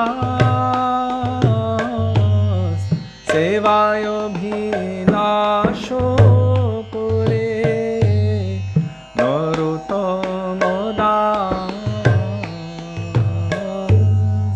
সেবায় অভিলাষ করে নরোত্তম দাস রাধা কৃষ্ণ প্রাণমো যুগল কিশোর রাধা কৃষ্ণ প্রাণমো যুগল কিশোর জীবনে মরণে গতি আরো নাহি মোর জীবনে মরণে গতি আরো নাহি মোর জীবনে মরণে গতি আরো নাহি জীবনে মরণে গতি আরো নাহি জয় রাধে জয় কৃষ্ণ জয় রাধে জয় কৃষ্ণ জয় রাধে জয় কৃষ্ণ জয় রাধে জয় কৃষ্ণ রাধে কৃষ্ণ হে রাধে কৃষ্ণ হে রাধে কৃষ্ণ হে রাধে কৃষ্ণ হে वृषभानुनंदिनी श्रीमती राधा रानी की जय। श्री कृष्ण कन्हैया लाल की जय। हरे Krishna. Sudevi, any particular tune of Hare Krishna?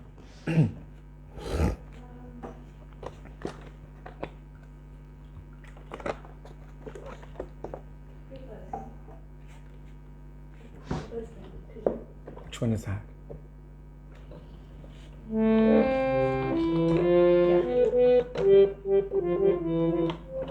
That's the one.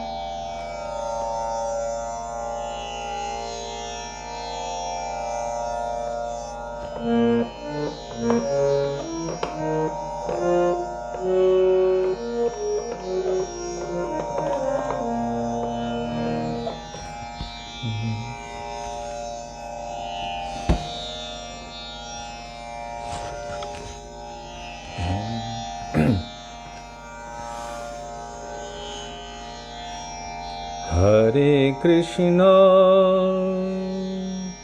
Hare Krishna, Krishna Krishna, Hare Hare, Hare Rama, Hare Rama, Rama Rama, Hare Hare, Hare Krishna, Hare Krishna, Krishna Krishna, Hare Hare, Hare Rama, Hare Rama, Rama Rama, Hare Hare, Hare Krishna, Hare Krishna, Krishna Krishna, Hare Hare, Hare Rama, Hare Rama, Rama Rama, Hare Hare, Hare Krishna, Hare Krishna, Krishna Krishna, Hare Hare, Hare Rama, Hare Rama, Rama Rama, Hare Hare, Hare Krishna, Hare Krishna, Krishna Krishna, Hare Hare, Hare Rama, Hare Rama, Rama Rama, Hare Hare, Hare Krishna, Hare Krishna, Krishna Krishna, Hare Hare, Hare Rama, Hare Rama,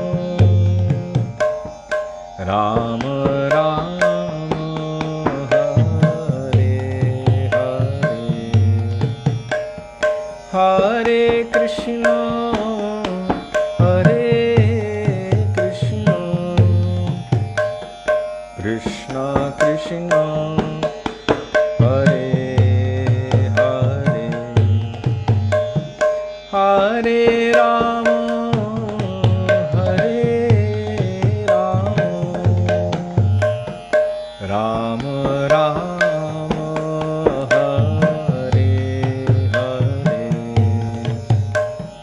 Hare Krishna, Hare Krishna,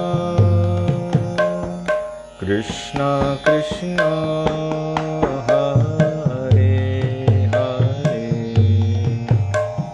Hare Rama, Hare Rama, Rama Rama, Hare Hare, Hare Krishna, Hare Krishna, Krishna Krishna, Hare Hare, Hare Rama, Hare Rama, Rama Rama, Hare Hare, Hare Krishna, Hare Krishna, Krishna Krishna, Hare Hare, Hare Rama, Hare Rama, Rama Rama, Hare Hare, Hare Krishna, Hare Krishna, Krishna Krishna, Hare Hare, Hare Rama, Hare Rama, Rama Rama, Hare Hare, Hare Krishna, Hare Krishna, Krishna Krishna, Hare Hare, Hare Rama, Hare Rama, Rama Rama, Hare Hare, Hare Krishna, Hare Krishna, Krishna Krishna, Hare Hare, Hare Rama, Hare Rama, Rama Rama, Hare Hare, Hare Krishna, Hare Krishna, Krishna Krishna, Hare Hare, Hare Rama, Hare Rama, Rama Rama, Hare Hare, Hare Krishna, Hare Krishna, Krishna Krishna, Hare Hare, Hare Rama, Hare Rama, Rama Rama, Hare Hare, Hare Krishna, Hare Krishna, Krishna Krishna, Hare Hare, Hare Rama, Hare Rama, Rama Rama, Hare Hare, Oh Hare Krishna, Hare Krishna, Krishna Krishna, Hare Hare, Hare Rama, Hare Rama, Rama Rama, Hare Hare,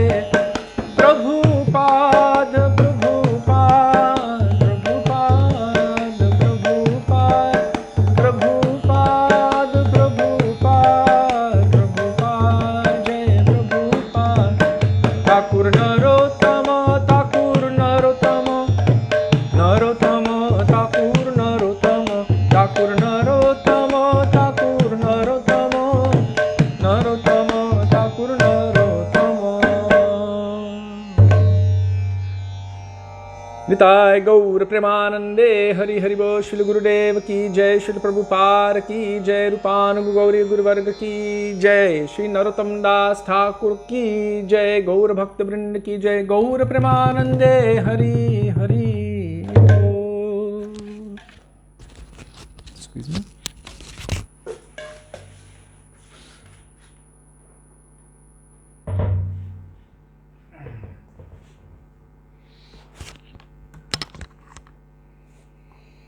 Gurave Gaurachandraya Radhikaya Tadale Krishnaya Krishna Bhaktāya Tarbhaktāya Namo Namah Ajnānatimirandhasya Jnananjana Shalakaya Chakshurunmilitam Yena Tasmai Shri Gurave Namah Namah Vishnupadaya Radhikaya Priyatmane Shri Śrīmad Bhaktivedānta Nārāyaṇa Namine Namah Vishnupadaya Krishna Preshthaya Bhutale Śrīmate Bhaktivedānta Swami Namine Mancha Kalpatarubhyascha Kripa Sindhubhya eva cha Patitanang Pavanebhyo Vaishnavebhyo Namo Namah Shri Krishna Chaitanya Prabhu Nityananda Shri Advaita Gadadhar Shivasadi Gaur Bhakta Vrinda Hare Krishna Krishna Krishna Hare Hare Hare Rama Rama Rama Hare Hare Mukam Karoti Vachalam Pangam Langayate Giring Yat Kripatamaham Vande Shri Gurum Dinatarinam.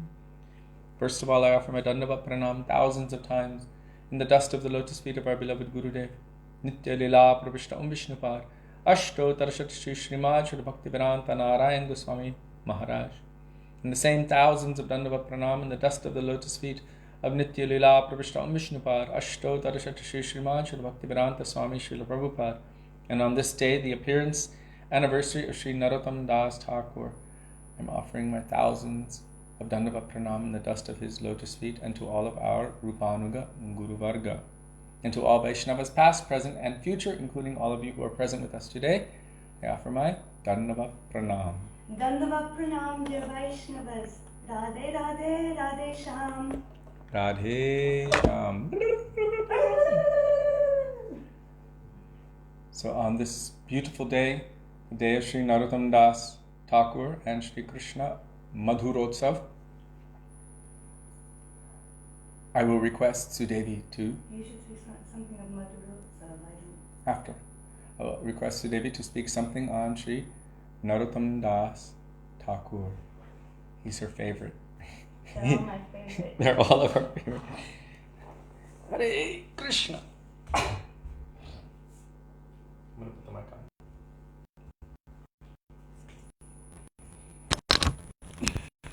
On your chatter here. There you go. Dandavat Pranam, all Vaishnavas. I did my Mangalacharna there with Kishori Mohan Prabhu, so don't think I'm neglecting. I think it's faster to do it that way, and also with the Mangalacharna in the beginning, so that we can get to the heart of the matter. So we hear and we discuss every time it is the appearance or disappearance of any Vaishnava, of any Acharya. It is non-different. Their appearance and disappearance in this world is nectar. Why'd that look? Oh, I'm just making sure the picture's okay. Oh, is pure nectar to shower on us, actually, to give great, great mercy. I think actually it's one of the most beautiful things that we as aspiring sadhaks have in our lives, that we can actually remember exclusively all of these Vaishnavas on particular days and just dive into their pastimes, their affection for their gurus, for Vaishnavas, and especially for the divine beloveds in Sri Chaitanya Mahaprabhu. So today, being the day of Srila Narottam Das Thakur, Kishori Mohan Prabhu has given me a little bit of time so that I can try to remember some of the beautiful things we have heard from our Gurudev and Guru Varg. I want to just really stress that I follow our Gurudev, Srila Bhaktivedānta Nārāyaṇa Gosvāmī Mahārāja's accounts of the Leelas of Narottam Das Thakur. Once we were in, because there are many different Vaishnavas and in many different books that all speak about Srila Narottam Das Thakur and his life and the histories. But some of them vary. And so I like to stay close to whatever Srila Gurudev said when those variations come in. It's the safe place to be. One time we were in Jagannath Puri, and it happened to be one of the auspicious days of disappearance of Srila Narottam Das Thakur. And on that day, I spoke in this assembly where we had the Pure Bhakti Academy, and the Vaishnavas, the brahmachari, actually he's a very senior brahmachari, gave a class to the temple devotees who were regulars. He gave a class on Narottam Das Thakur. And so the different devotees were discussing some things that they had heard different. And one of them was, we will come to it in this beautiful history, but one of them was, this devotee said that Narottam Das Thakur had met Rupa and Sanatan, and I had said that they had not, that he had not met them. And so this devotee was told that, and he went to Kishori and he said, Sudevi Didi is saying this, where did she get her information? Kishori Mohan said, from Gurudev's Harikatha. And he said, oh, okay, so it is right. So he found that, and then the next day, he's very senior to me, but he actually sat down and said, I made a mistake. I said this, but Srila Gurudev says this, so we will follow. What he was saying was right according to maybe another Vaishnava, because I've also read it, but we follow our Gurudev. Our Gurudev is our Tattvadarshi, and what he has given us is our Praman. As long as it coincides with Siddhanta and Shastra, then we follow our Gurudev first and foremost. So Narottam Das Thakur was born in a place called Khitri. He was born in He was born in the family of a king, Krishna Nandan, and his wife's name was Narayani Maharani. For a long time, they didn't have any child, but finally a son was born. And this was the only son in their dynasty at that time. Narottam Das Thakur, when the astrologers saw his charts and they saw what kind of a beautiful child it was, they saw all beautiful exhibitions, is that what you call it, on his body, showing that he was a great personage. And if you read about it, you can see the navel is very deep, as Kishori Mohan Prabhu was expressing about Nityananda Prabhu. His arms were very, very long. So Narottam also had these beautiful divine symptoms. And actually, devotees of Mahaprabhu had been waiting for a very long time for the appearance of this Narottam. Why? One time, after meeting with Rupa and Sanatan in Ramkeli, in that beautiful village where they were residing, Mahaprabhu was coming from there doing kirtan. And with so many of his parikar, including Nityananda Prabhu, he was calling out, Narottam! Narottam! And if you read about this account, he's weeping and he's calling for Narottam. So many of the devotees were confused and thinking, who is this Narottam? It must be the Lord. One of the Lord's name is Narottam, you know, the greatest human, the greatest personage. So they were confused, but Nityananda Prabhu understood. Mahaprabhu embraced Nityananda Prabhu and he said, I want to give my love in this place, the Padmavati river. I want to give my prema bhakti kirtan.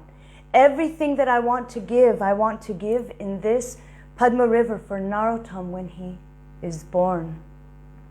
So they went to the Padmavati river, and there everyone began to do kirtan, and Chaitanya Mahaprabhu entered into Padmavati river. As he entered that river, it began to overflow and swell. She couldn't contain the moods and emotions of Chaitanya Mahaprabhu. At that time, the personified river herself, Padmavati Devi, she stood in front of Sri Chaitanya Mahaprabhu and offered her pranam. Mahaprabhu said, I want to place something very special here for Narottam, and I want you to hold it sacred until he arrives here. She said, okay. but how will I know who is your Narottam? And he said, oh, when you feel ecstasy that you can't contain, that you become overwhelmed like you feel upon my entering your rivers, at that time you will know that Narottam has come, and you should deposit that with him. She offered her pranam and left, and Mahaprabhu left his love, his beauty there. So Narottam was born into a family of like Kshatriyas. I think they're called Kayashta. It's a kind of Kshatriya. It's kind of a smaller kind of king, like huge landowners, and they have power. So when he was born, they were trying to raise him to become this kingly boy, this princely boy. He was actually on his grain ceremony. It is said that they were trying to feed him grains and he wouldn't eat it. And he was crying and wouldn't take it. And a Vaishnava devotee came by, a Brahmin, and they sort of understood that something was wrong, so they asked him. And he said, oh, did you offer your foodstuffs? Was it offered to the Lord? And they said, no. And he had cooked some rice, and so they gave that to Narottam, and he accepted it and stopped crying. So from that time on, since his first grain ceremony, they only offered prasad to Krishna first, and then, not to Krishna, they offered to Krishna first and then prasad to Narottam. So growing up, he began to hear about Sri Chaitanya Mahaprabhu. I have read in different places that Mahaprabhu had already left the planet when Narottam appeared here, but actually Gurudev said something different. He didn't necessarily say something different, but I'll explain it later. But Narottam grew up hearing the beauty and the glories and the pastimes of Sri Chaitanya Mahaprabhu and all of his parikar. One very great Vaishnava named Krishnadas, he used to come to the palace every day after he would do his morning sadhana, and he would speak to the prince, Narottam, about Sri Chaitanya Mahaprabhu. And because he was a great and very respected person, nobody could tell him, don't do this. Not that they would want to, but the fact was his family was seeing, oh, our young son is now becoming very devotional. He's becoming very attracted to Krishna, but we want that he should be a king. He has to take my place. He is our only son. So they were thinking of getting him married. They were doing all kinds of things to try to bind him to his material life. Sometimes our acharyas say that pressuring children to go to school or teaching them mundane subjects is also like this. And our Prabhupada, Srila Bhaktivedānta Swami Prabhupada, also said like this. But they also wanted that we shouldn't be uneducated and seem foolish in the world, that we should have a good education, but our main sustenance should be our Vaishnava Shastras and our teachings from our Guru Varga. This is to our upliftment of not only our society, but our own lives. It would actually save us if we follow this process. So Narottam Das Thakur, although living in a palace, having every material thing that he could ever desire, was weeping and crying and praying in private. It is said that he would have his arms in the air and he would be crying out, oh, Gauranga, save me, save me, save me from this hellish condition of life. I'm drowning in poison here. He considered what most people would think would be the best pinnacle of life, the perfection of life. He considered it poison and hellish. Sometimes we also have this confusion. We think, oh, if I have money, if I have a good situation, oh, next week when I get this, or next year when I have this situation, then I will do bhajan.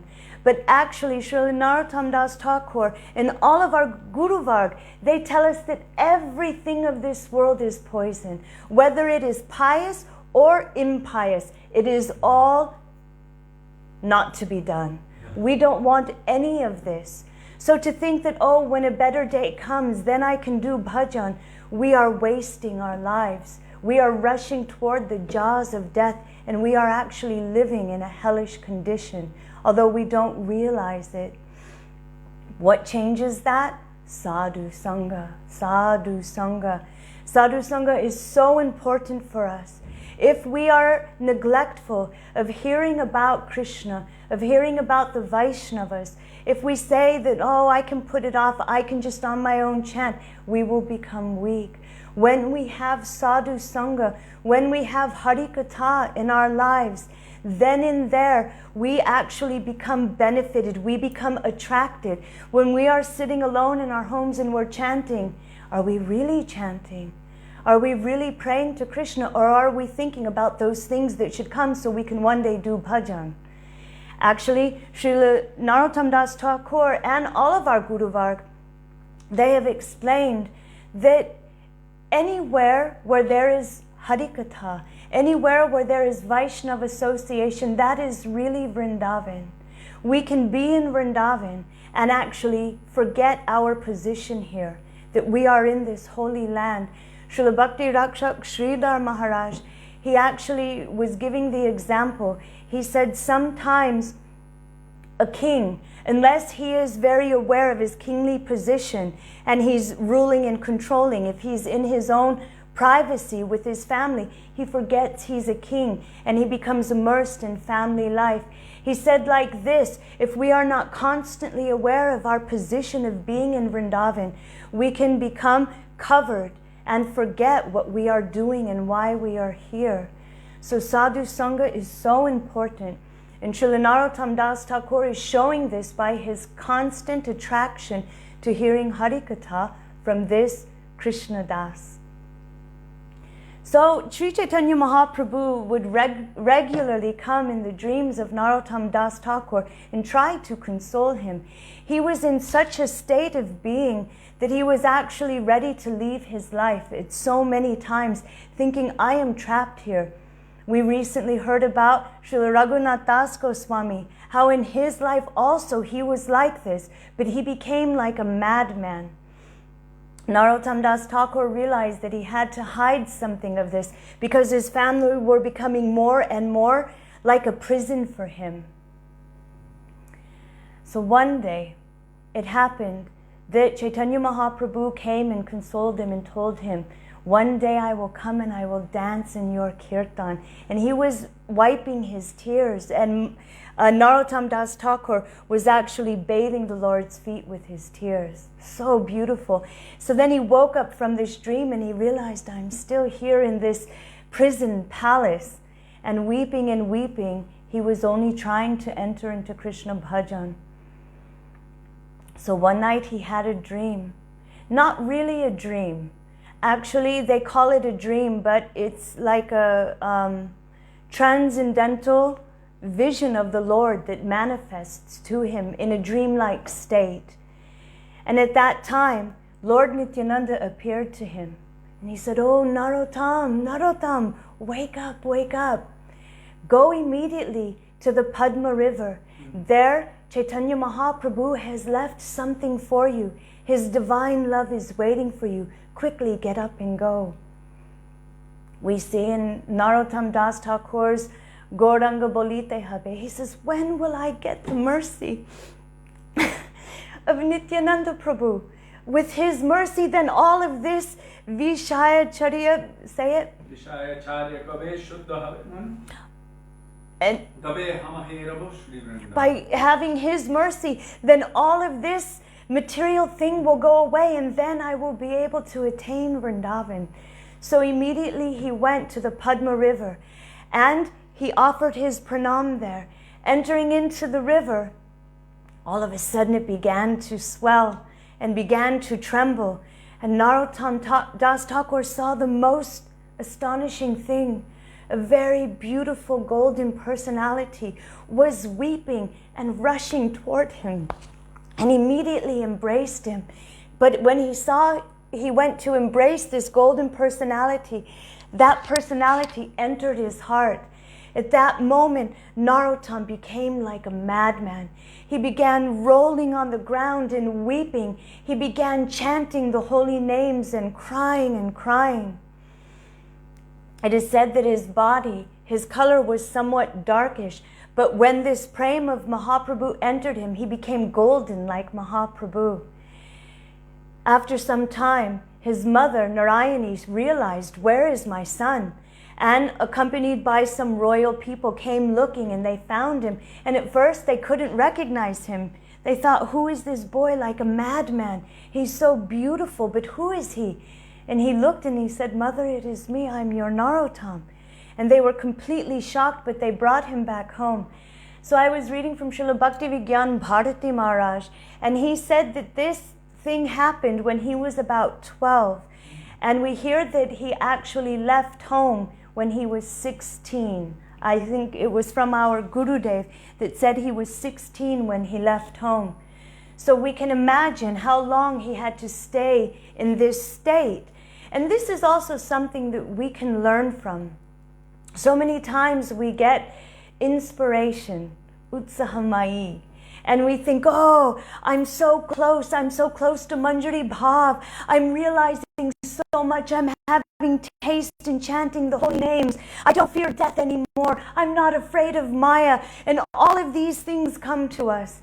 And then, all of a sudden, our feet hit the ground and we lose patience. We lose our enthusiasm, and we are again like bereft and weak-hearted. We give up our practice of bhakti and we think it doesn't work.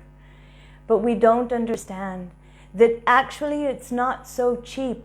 He got the mercy of Sri Chaitanya Mahaprabhu. He was given the mercy of Nityananda Prabhu.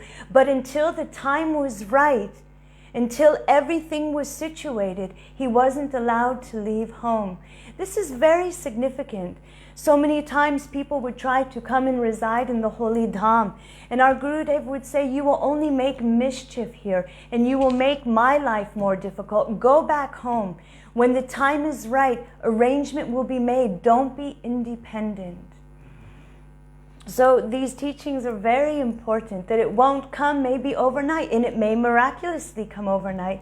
But we have seen with many of our acharyas, our Srila Bhaktivedānta Swami Prabhupada, how long did it take him to actually go and to fulfill the mission of his Gurudev? So these things, they start to burn inside until that fire is so strong that it burns everything around it and brings brightness to the world. This is what our acharyas are showing us, that we will have to do some sadhana. We will have to show our sincerity. So, as I expressed before, this kingdom of Krishnanandan, Raj Krishnanandan, he was a smaller king, and it was a smaller kingdom, and they were under a big king. Finally, that big king heard about Narottam, and so he invited King Raj Krishnananda to go to meet with him and to bring Narottam with him. It just so happened that Narottam was able to get out of this, and he ran away. He secretly ran away, and he began to, our Gurudev said, first he began to run toward Navadvip and Jagannath Puri. So this is why I say I follow our Gurudev at this point, because at this point our Gurudev says he was running toward Navadvip and Jagannath Puri, and on the way there he heard that Chaitanya Mahaprabhu had left this world. And so upon hearing that, and that Nityananda Prabhu had left, upon hearing that, then he changed his course toward Vrindavan, which means that he was born after the time of Mahaprabhu, and Mahaprabhu left when he was maybe 15 or 16. He wasn't born after the time of Mahaprabhu, but he just missed his opportunity. He just missed his opportunity. This is another thing to take into consideration. We may not understand the writings of the acharyas, and maybe some of the translations have not been made properly. Saying that he missed the association of Mahaprabhu might be showing that he was on his way there and then went straight to Vrindavan instead. But Gurudev gave the course of how it happened, so it rectified it. So anyway, Narottam Das Thakur then, actually, he became really broken-hearted. As you can imagine, I know so many devotees have come to us, oh, I just missed your Gurudev by a few days. Just a few days I missed him. And they would weep and weep. How am I so unfortunate? But we would see, because of their deep absorption in remembrance of our Gurudev, and then their seva to Gurudev, we see that they are actually receiving the continuous darshan of our Gurudev. Also, we've seen it with so many who came just after our Srila Prabhupada. So many. You know, when you ask, oh, how did you come to the movement? Oh, I came 1 week after Srila Prabhupada left our manifest vision. Can you imagine? Can you imagine the heart-wrenching mood of these Vaishnavas? How we would feel? Even if it's 10 years later, how would we feel? It's unimaginable. So, not receiving the darshan of Sri Chaitanya Mahaprabhu, Narottam was broken-hearted. He fell into unconsciousness. And Chaitanya Mahaprabhu, Nityananda Prabhu all began to pacify him and said, quickly go to Vrindavan. There, Jiva Goswami is waiting for you. Raghunath Das Goswami is still there. And then he began to tell him, and Lokanath Das Goswami is there. He is to accept you as his disciple. You should go. Rupa and Raghunath are there. So this gave some power back to him. And immediately he got up and he began to run toward Vrindavan. And he took a very, very tricky route to get there, because he knew his father, the king, would be sending people out to look for him, especially around Puri and Navadvip. So he took a tricky way and started going toward Vrindavan.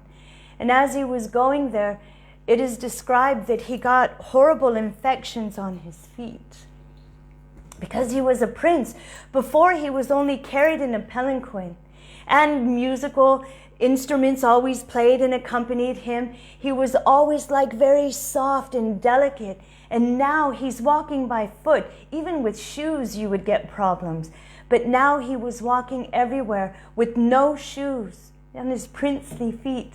Through the jungles, there are so many thorns and so many things to cause infection.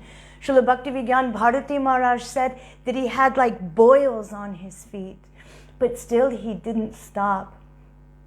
So one night, he laid down and he fell asleep under a tree.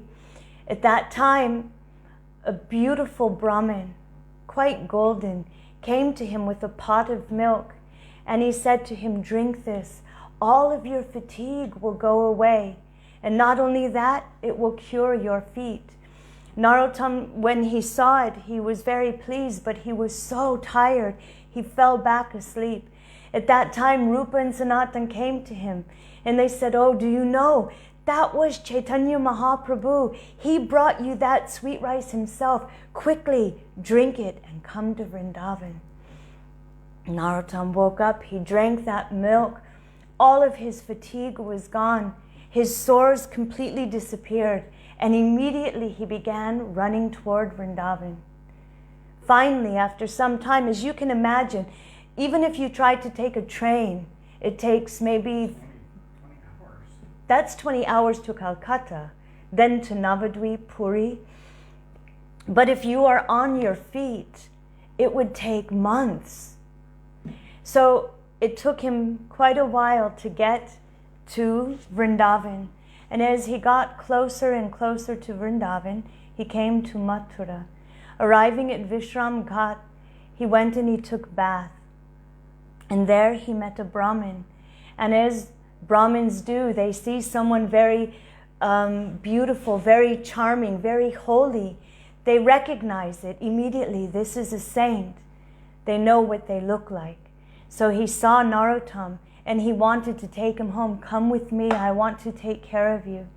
So Narottam began to ask him, do you have any news of Vrindavan? What's going on there? Oh, don't you know? The Brahmin said, just recently, Rupa and Sanatan and Raghunath Bhatta, they have all left this world. At that time, immediately, he began to cry and to weep and to wail. He fell on the ground, crying, and again he lost consciousness. At that time, Rupa and Sanatan appeared to him. And they began to tell him, don't worry, Jiva Goswami is waiting for you. Everything that we had wanted to give, it's all waiting for you. You have our darshan now, but when you go there, you will actually receive our hearts. Quickly, don't lose heart. Get up and go to Vrindavan. So pathetic. Srila Narottam Das Thakur, his whole pastime is full of this kind of pathos of separation. This for us is indeed powerful because that's all we know. I always cry, I'm so sorry. But that's all we really know. We are separated continuously, even from our own self. We don't know who we are. We don't recognize Vaishnavas when we see them. What to speak of recognizing Vaishnavas, we don't recognize the Lord. Even in front of us, we forget. The Lord agreed to appear in these forms. And I walk through the house doing all kinds of things, forgetting they're here, standing in front of me. We are so forgetful and in such separation. So when we sing these beautiful bhajans of Narottam Das Thakur, full of separation, they are the ripe jewels for our hearts because we can identify with them. We can actually dive deeply into them. When, oh when, will that day come that my eyes are filled with tears, my hair's standing on end, and I'm rolling on the ground when I'm calling your name, Hari Hari? When? Gurudev said for us, this is the most powerful prayer. When? Because it intensifies a mood in our heart, not if. If is something like maybe it will happen, but when implies I am greedy. I am greedy for this. I want it. So when will it happen? When? You know, if you see a child and their birthday is coming up, when is my birthday? When is my birthday? Is it almost close? Or when is Christmas? When? When do we get to go here? When do we get to go there? It means that it's coming. It's happening. But when is it? I can't settle down until it comes. When? But if it comes, if it's happening, that's like a hopeless place. That's a never-ending, I don't know. But when, oh when, will that day come? That I'm praying for that day. If is too depressing. If is too hopeless. It's like way in the back burner. We're not going to go with if. That's like for depression mode. For us, it's when, oh when. And not when like, oh, when is it going to happen? But when, with such increased enthusiasm. When will it happen? When will I receive their mercy? And that will cause the mercy of the Lord to descend. So Narottam Das Thakur, when he awoke from this beautiful darshan of Rupa and Sanatan, that Brahmin from Mathura wouldn't let him go. He said, oh, please don't leave me. Why? Because that Brahmin, because of being in the vicinity of Narottam Das Thakur, while he was having this darshan of Rupa and Sanatan, he was able to actually hear that conversation. And he became so attached. I can't ever let you go. Narottam Das Thakur would not be dissuaded. No, I have to go. Please, please allow me to go. So that Brahmin sent his son to help Narottam on his way to Vrindavan. And he even followed him to the edge of Mathura toward Vrindavan. He didn't want to lose sight of him. This is actually one of the ways that we're supposed to, when a Vaishnava comes, we should go outside and wait to greet them. And when they leave, we even saw Srimati Uma-Didi do this to us, and we're not Vaishnavas. We went to see her, and you know, she can't walk up and down stairs, but she walked down these stairs and followed us out and waited until she could no longer see our car until we left. So this is the mood that the Vaishnavas have. Oh, somebody who is like my heart is leaving, and I am just going, as long as I can get that last darshan of my beloved. So we're like her great grandchildren. And she's like, these are my Gurudev's children. So she watched us go off to do our seva, to preach on behalf of Gurudev. And when we saw that, we really realized, oh, this is such Vaishnav etiquette.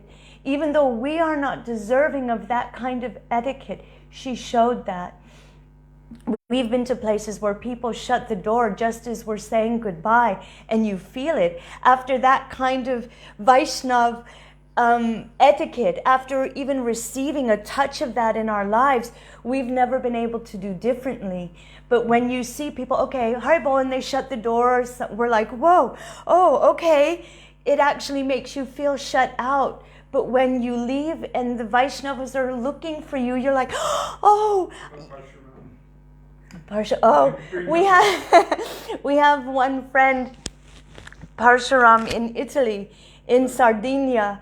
When we arrive at his place, he would always help us bring our luggage in the house. And he would bring it up to the rooms where we would stay.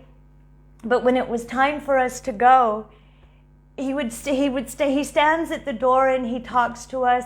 He wishes us a good journey. He gives us an embrace and everything like that. And he holds on to the door and he's talking to us.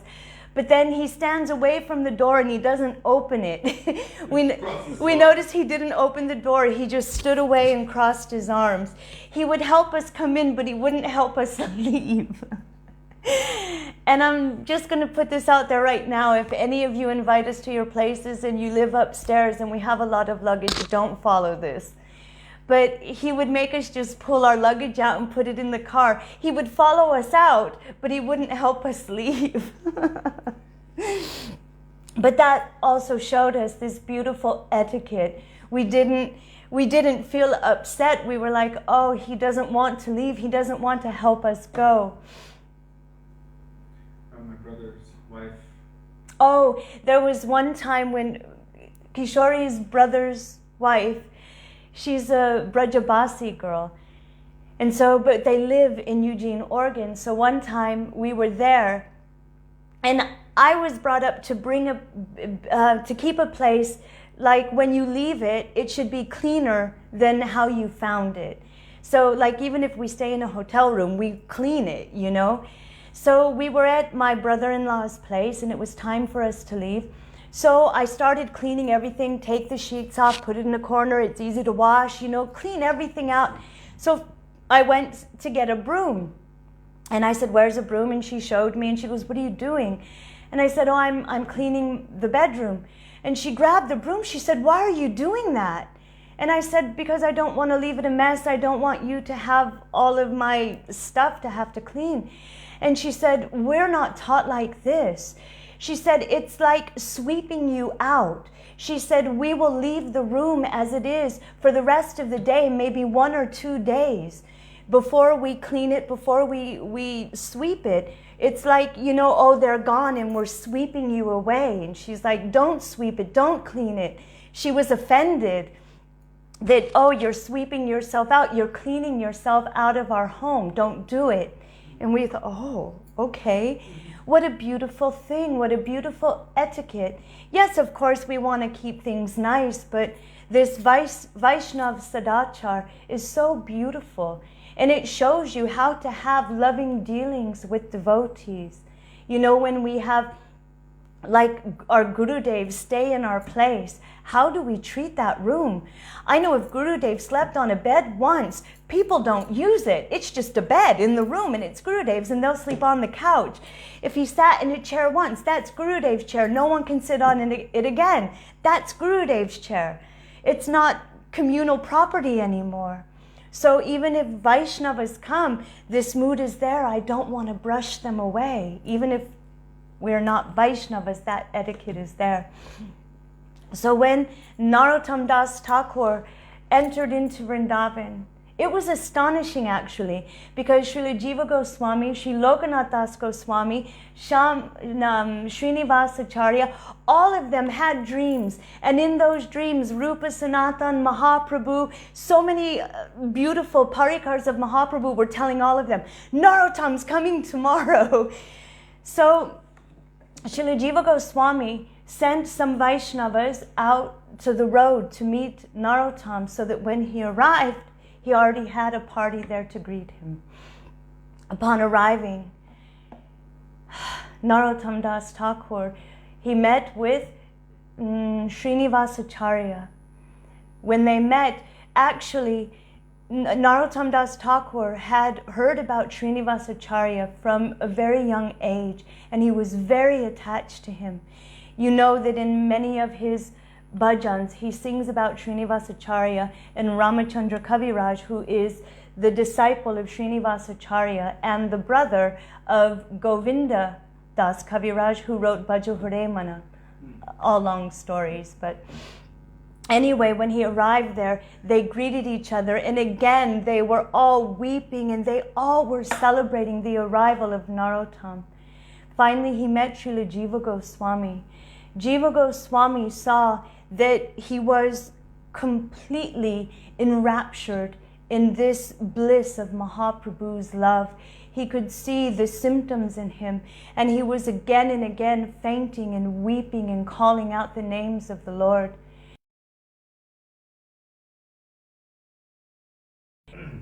Should I wait a minute? Unless anyone says it was out. Now it says live.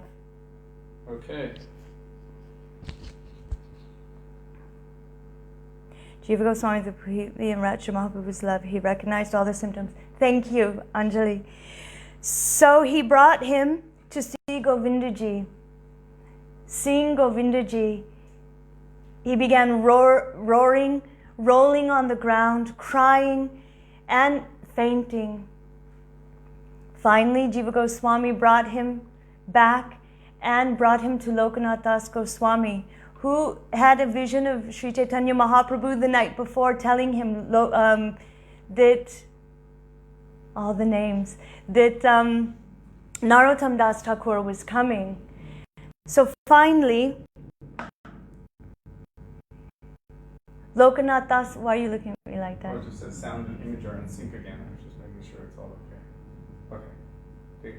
Lokanath Das Goswami was so pleased, and so he brought Narottam Das Thakur in his ashram, and he fed him, and they began to discuss so many beautiful things together. Immediately, because time is going now, I'm going to go quickly. Continue tomorrow also, there's a lot. Immediately, Narottam Das Thakur began tutelage under Śrīla Jiva Goswami. Please forgive me, my mind is a little bit foggy right now. But Kishori Mohan is here, and all of you are here. If I get a little mixed up, please bear with me, and you can always chastise me or help me.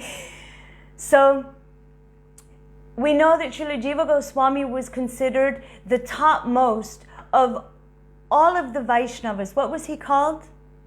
He was the emperor of the Vaishnava Raja Sabha. The emperor of the Vishva Vaishnava Raja Sabha, Yes. Shabha, which means he was like the emperor of all Vaishnavas. So of the three major holy dhams, which is Jagannath Puri, Navadvip, and Vrindavan, if anybody wanted to have any certificate of knowledge to be able to be recommended, first they had to get the okay from Śrīla Jiva Goswami. So these three, Narottam Das Thakur, Srinivasacharya, and Shyamananda Prabhu, all began tutelage under Śrīla Jiva Goswami. I always thought that it was the opposite, that first they received Diksha and then went to Jiva Goswami, but our Gurudev, Srila Bhaktivedānta Nārāyaṇa Goswami Mahārāja, expressed it very differently. He said that they learned first under Śrīla Jiva Goswami everything. The Bhakti Sandarbhas, they learned the works of Rupa and Sanatan. They learned everything from Raghunath Das Goswami. They learned everything. And Gurudev said when they became masters in all of this, then they were sent for initiation. Wow. So it was some time before he accepted initiation from Srila Lokanath Das Goswami, but it is said that he actually began serving him well before that. He would always massage his feet. He would go and hear Hari Katha from him. He would do anything he could do to serve Lokanath Das Goswami. So when he became a master, Jiva Goswami sent him to Lokanath Das Goswami, and Jiva Goswami, Narottam Das Thakur, at first, he didn't want to. He said, but you are my guru. You have given me everything. As far as I'm concerned, there is no one in the world that could be more to me than you. And Jiva Goswami said, no, I will not accept any disciple. If you feel like this for me, then you will go to him. He is who I am telling you to go to. And this is anyway the arrangement of Mahaprabhu, that you should accept from him. So Jiva Goswami went to Lokanath Das Goswami. And Shyamananda already had his guru, who was Hridaya Chaitanya. And Srinivasacharya was sent to Gopal Bhatta Goswami. When Narottam Das Thakur asked Srila Lokanath Das Thakur for initiation, he said, no, I won't give it. And he vowed, he said, I've made a vow to never accept any disciple. And our Gurudev explained, once you have a disciple, you have to worry about them. You have to take care of them. And then they want a temple. And then there's so much management. And then they want so many other things. And then where is the time for bhajan? And he said, so he decided, I will never do this. I will only give Krishna Katha. So Bhaktivedānta explained that a king has to accept 1/6. A king has to accept 1/6 of the sins of their citizens when they become king. And a guru has to accept The same 1/6. No, really? Something to that effect. That's why people who are not really guru, they fall down easily. I think you hear Kishori. And also that's why Srila Bharati Maharaj explained that in Kali Yuga kings, it is said that no king can maintain religiosity because there's too much sin of the population and it ends up pulling them down. Same thing happens to anyone who's not the qualified guru. Did everyone hear that? If anyone could just say yes, because I think it's an important point. Srila Bharati Maharaj said that was one of the reasons Lokanath Goswami said he didn't want to accept him because Narottam Das Thakur was a prince. Oh, I don't see anyone saying yes. Repeat, please. Okay. Yes, we heard Kishori Mohan. Both qualified king and guru have to accept the sins. Okay.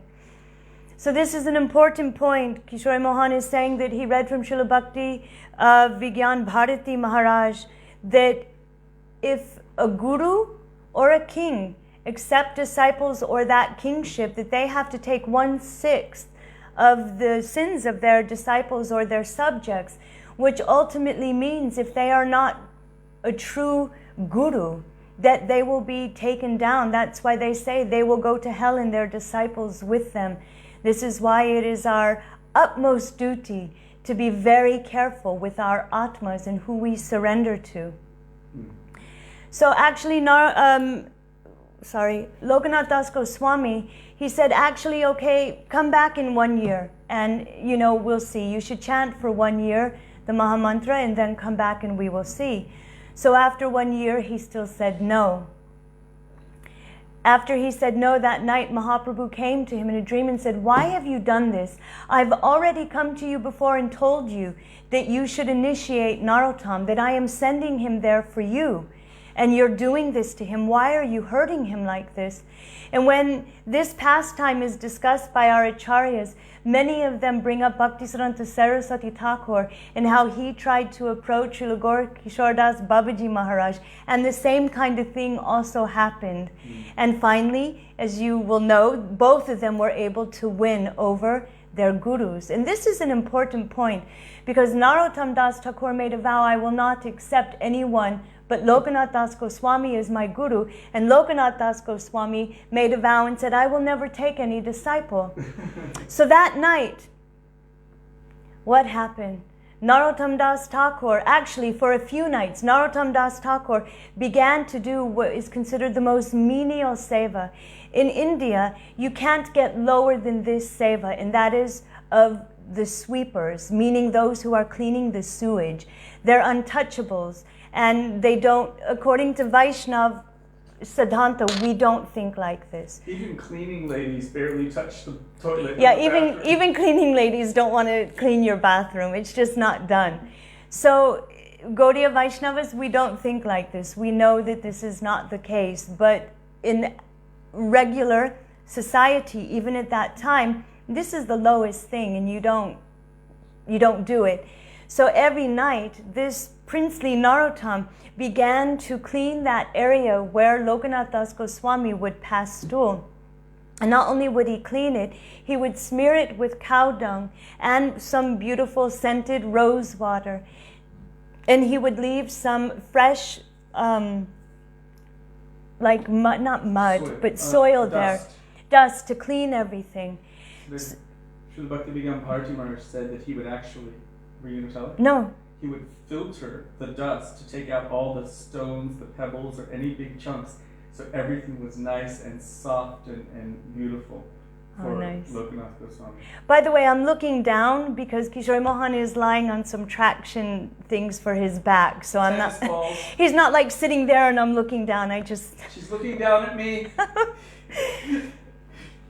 So Lokanath Das Goswami thought, what is this? Our Gurudev said, he thought, who is this thief coming here at night and stealing these things? So he decided to stay up all night. Gurudev actually said that what he was doing was also listening. Lokanath Das Goswami wouldn't sleep at night. He would be chanting and he would be reciting verses, and Narottam was hearing all of this.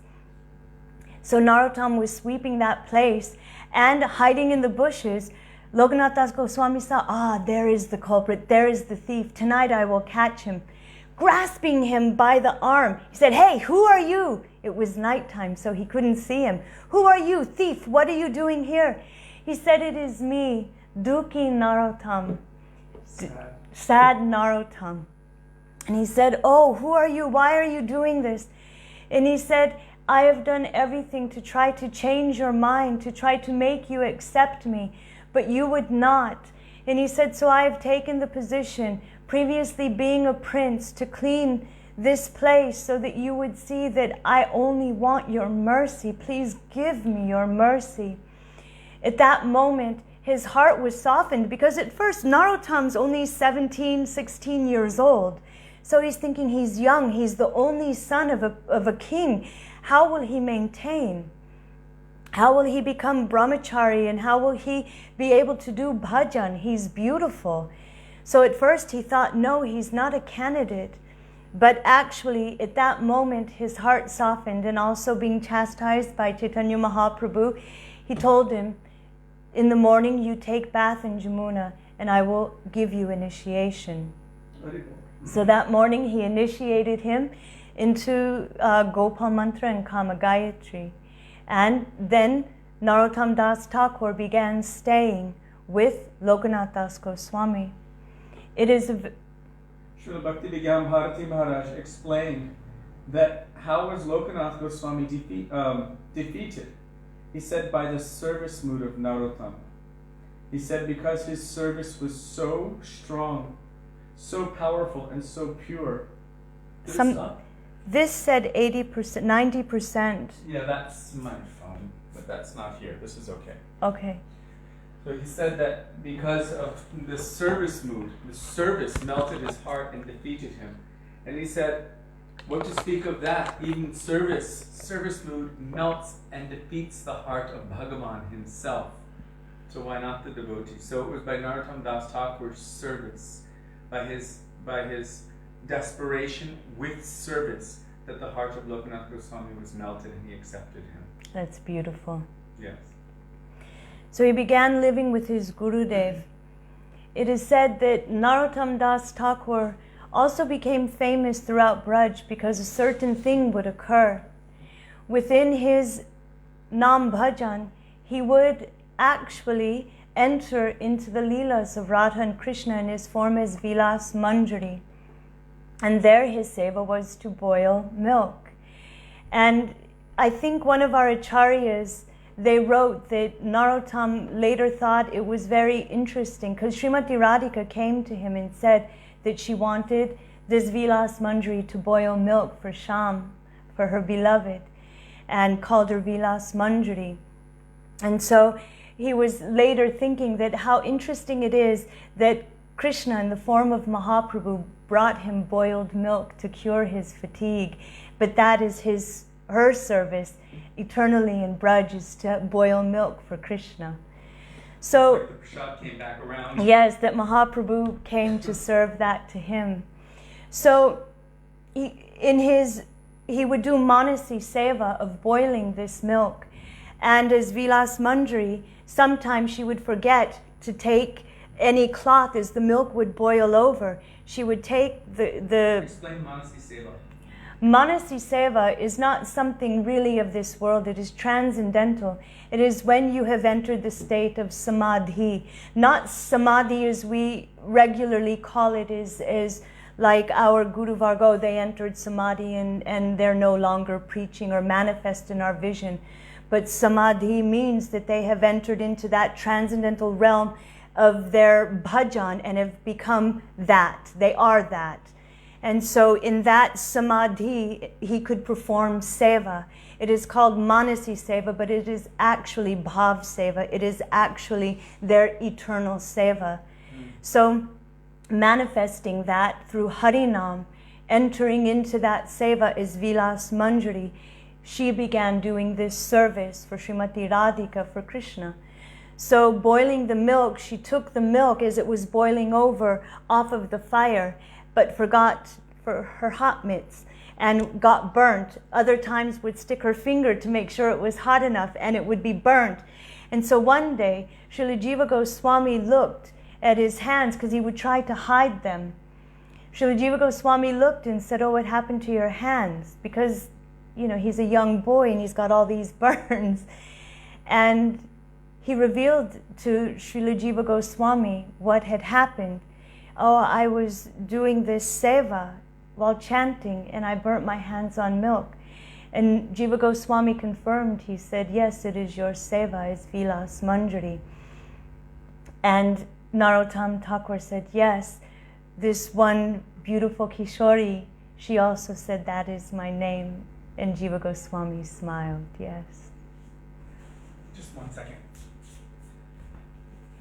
In this regard, there's one katha related to Srila Gurudev about Manasi Seva, and so we should be careful not to jump ahead of ourselves. Once upon a time, we were in Barshana with our Gurudev. Scoot over more. You can't see me? Oh, sorry. And it was Srila Prabhupada's Disappearance Day festival. And they couldn't find any paraphernalia for worshipping Prabhupada. They had Thakurji's paraphernalia, but they needed all of the articles for worshipping Prabhupada. And they couldn't find it. Someone had placed it somewhere else and it was just gone. So they were like, "What are we going to do? What are we going to do? We have to do arti." And so one young boy, he said, "Well, why don't you just do Manasi Seva? Do it by mind." So the Vaishnava who was doing the arti, he didn't have any fire, he didn't have a bell, he didn't have incense, he didn't have a ghee lamp or anything. So he was just doing it by mind, but acting it out externally. So he had no Achman cup, but he did the external activities, which looked like he was doing Achman. He's doing this, but there's no water or anything. And then he pretends to light the incense. He has no lighter and no incense This and no happened. bell. This really happened. And so he's ringing the not bell and offering the not incense. And then he's ringing the bell and offering the not fire. And Gurudev walks in while he's ringing the bell and offering the not chamar. And Gurudev looked at him and said, "What are you doing?" He said, "They didn't have the article, so I'm doing Manasa Seva." And Gurudev just looked. He said, "How would you like it if I fed you by mind?" And so Gurudev taught the lesson at that point that one must be qualified to do Manasi Seva. It's not something that, I'm just able to do it, but really one must be able to enter into samadhi or equal consciousness with the absolute, with the divine, to be able to serve the divine like that. So if you're having visions, boil some milk and stick your finger in it and you'll know for sure. Yeah, if your finger gets burnt, then you're qualified for Manasi Seva. And if someone of the caliber of Jiva Goswami says, yes, this is truth. Okay, so I'm going to finish in a few moments, but I want to explain something that I think is important. I think we're going to go for maybe 10 or 15 minutes more because I wanted to end with this tonight. We're going to have to go into tomorrow because Narottam Das Thakur... We get to go into tomorrow because this is such a beautiful topic, and also his bhajans and kirtans are so important for us. I think that we should never say I think when we are sitting and giving a lecture. Our opinions, our thinking do not matter. But our acharyas, I think it is Bhakti Rakshak Sridhar Maharaj. I don't remember which acharya. There I can say I think. I don't remember which acharya said it, but I'm sure many of them have. They have said that after Narottam Das Thakur, maybe it was Gurudev, after Narottam Das Thakur, only Bhaktivedānta Thakur has given so much in the form of bhajans and books like that we ourselves take into our lives every single day, that we live by them. They are the things that give us life.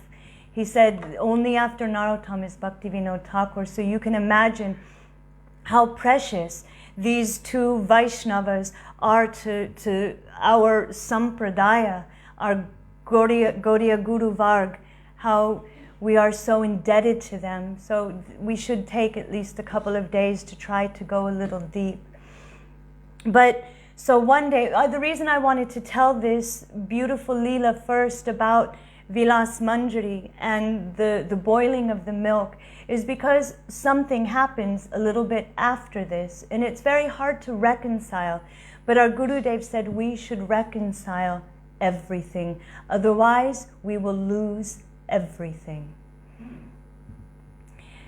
One day, while Śrī Lokanath Das Goswami was chanting Harinam, a farmer in the blistering heat of the India sun came to him. "Oh, Baba, Baba, please give me water. Please give me water. I need water." Lokanath Das Goswami was immersed in his Hari Bhajan and didn't move. After a couple times, he went and he saw there was another hut, and there was Chota Baba. Chota Baba was also chanting Harinam. Narottam was chanting. So he said, "Oh, Chota Baba, please give me water. I need water, I need water." Narottam put his mala down and went to collect water for the farmer and gave him water and then went back to his Harinam. Lokanath Das Goswami knew everything that had happened, and he said, "Why have you done this? Why have you done this? You have left serving Krishna to serve an ordinary person. That person wasn't even a Vaishnava. They're not even doing Hari Bhajan," he said. "But you left the service of Krishna to feed him water. You should leave this place and go home at once." At that time, Narottam started to weep and weep. "Please don't send me away. Why are you sending me away?" Now, most of us might think, well, I do know who I am in my eternal form, and I've burnt my hands. I mean, I'm obviously doing some seva. We would have this kind of ego, but he was weeping at his feet. "Please don't send me away." please, please keep me under your shelter. Lokanath Das Goswami said, you do not understand that Krishna and his name are non-different, and you have made an offense to the holy name.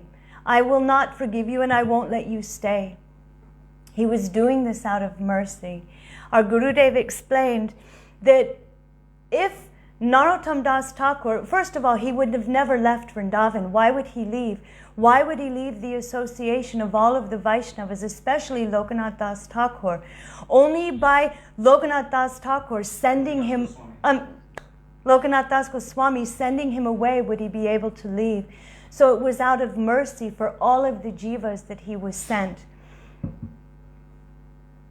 Gurudev said, or Gurudev said that Lokanath Goswami told him, why don't you go back to your kingdom? And you can take the position of a prince and you can serve the general people. Yes, you can be charitable and do all of these You can things. do all these things if you want to do that. Right. Yes, very heavy. So at that same time, Srila Jiva Goswami, on the order of Sri Rupa and Sanatan, was ready to send all of their works of the Bhakti Shastras to the main dhams that were actually quite bereft of the moods of Sri Chaitanya Mahaprabhu, and so many Upper Sampradayas that had sprung up. I think it was 13 since just the few years that Mahaprabhu had left. So they were all ready to go on this mission. But what I wanted to say about this, because I want to leave it on this note, because there's more to tell tomorrow, but Srila Lokanath Das Goswami, Srila Bhakti Rakshak Sridhar Maharaj, let me start there. Srila Bhakti Rakshak Sridhar Maharaj, he was explaining that Srila Rupa Goswami had only one disciple, but that disciple, Jiva Goswami, took no disciples. He had shishyas, shiksha disciples. And those disciples, they spread the Bhakti Shastras of Rupa Goswami all over the world, all over India. And then he explained that we should not judge a guru on how many disciples they have. And so then he explained that Lokanath Das Goswami had only one disciple, and that was Narottam Das Thakur. And then he also explained that without Narottam Das Thakur, where would we be? Srila Gurudev also was saying this. He was saying without Narottam Das Thakur, we would know nothing. He would have stayed in Vrindavan doing bhajan, and we wouldn't have these kirtans. Manipur and all of those areas that he was preaching would have been bereft. He said, in the same way, Bhaktisiddhanta Saraswati Thakur was told the first thing after initiation, don't go to the place of Kali, which is Calcutta. Where was the first place he went before he even took sannyas? Calcutta. Calcutta. And Srila Gurudev was explaining, but if he didn't go there, then would he have met Swamiji? Would he have met our Srila Prabhupada? And if Srila Prabhupada wouldn't have met him in Calcutta, right, would all of us be sitting here today? Right. If Bhaktisiddhanta Saraswati Thakur didn't seemingly disobey his guru, he said, and if Srila Prabhupada didn't go to the Western countries, would any of you be here? He said, so all of us are indebted, but from the beginning, even Jiva Goswami was told to leave by Rupa Goswami. Right. And then he came back. So we see that there are all these different lessons, but they were showing, Gurudev said, we must reconcile why this happened. He never would have left. And today I was thinking how it also is one way that Sri Chaitanya Mahaprabhu was able to show the glories of Lokanath Das Goswami even to this day, because Lokanath Das Goswami would not allow his name to be written or to be discussed in any of the books of the Goswamis, or Sri Krishnadas Kaviraj Goswami in Chaitanya Charitamrita. And he said, if you mention my name, I will not bless you, because he was the senior most. He came to Vrindavan with Bhugarbha Goswami before all the Goswamis came, and they were already uncovering the holy places. So they knew that he was the nearest and dearest of Mahaprabhu, had so much association of Nimai Pandit, and Nimai Pandit didn't even want him to see him as a sannyasi, so he sent him to Vrindavan. You can't see me like this. You'll die. It will break your heart. So Lokanath Das Goswami's blessings were everything to them. And he said, you promise me this and I will give you my blessings. And so they promised him. This is why he's not discussed. It's very, very little here and there that we can get any understanding of him. And so when they promised, then he gave his blessings that they would please Krishna and that there would be so many that would come to the moods that Mahaprabhu wanted to give because of their works. And so they received his blessings fully. But I was thinking today how tricky Mahaprabhu is, that the glories of his near and dear, they have to be broadcast all over the three worlds. How was he able to do that? He knew that Mahaprabhu was carrying his prema kirtan, his divine love, and through kirtan was going to spread it throughout the world. And we know that when we sing Shri Guru Charana Padma, when we sing Shri Rupa Manjari Pada, when we sing so many songs of Narottam Das Thakur, we are also singing the glories of Lokanath Das Goswami. And then we have to hear about who is Lokanath Das Goswami and what happened. How Narottam had him as his guru, and why is he praying to Rupa Goswami? And so we get to know about Lokanath Das Goswami because of Narottam Das Thakur and his preaching and his kirtan. So because of that, we are able to understand the moods and the beauty of the parikar of Mahaprabhu through Narottam Das Thakur. And without him being sent out of Vrindavan, Mahaprabhu wouldn't have been able to accomplish this task. So that we can see actually through so many different ways the Lord is working. And if we actually kind of reconcile them, like Gurudev said, that we have to reconcile everything or we will lose everything. Because we will begin to have doubt when we see these things. If the acharyas aren't telling us, we must go and we must find out what is the reason for this. There can't be any just becauses, oh, it's just because, oh, it's just this. No, why did this happen? Oh, because Narottam had to do so much. And to this day, Narottam Das Thakur's preaching is in our everyday lives.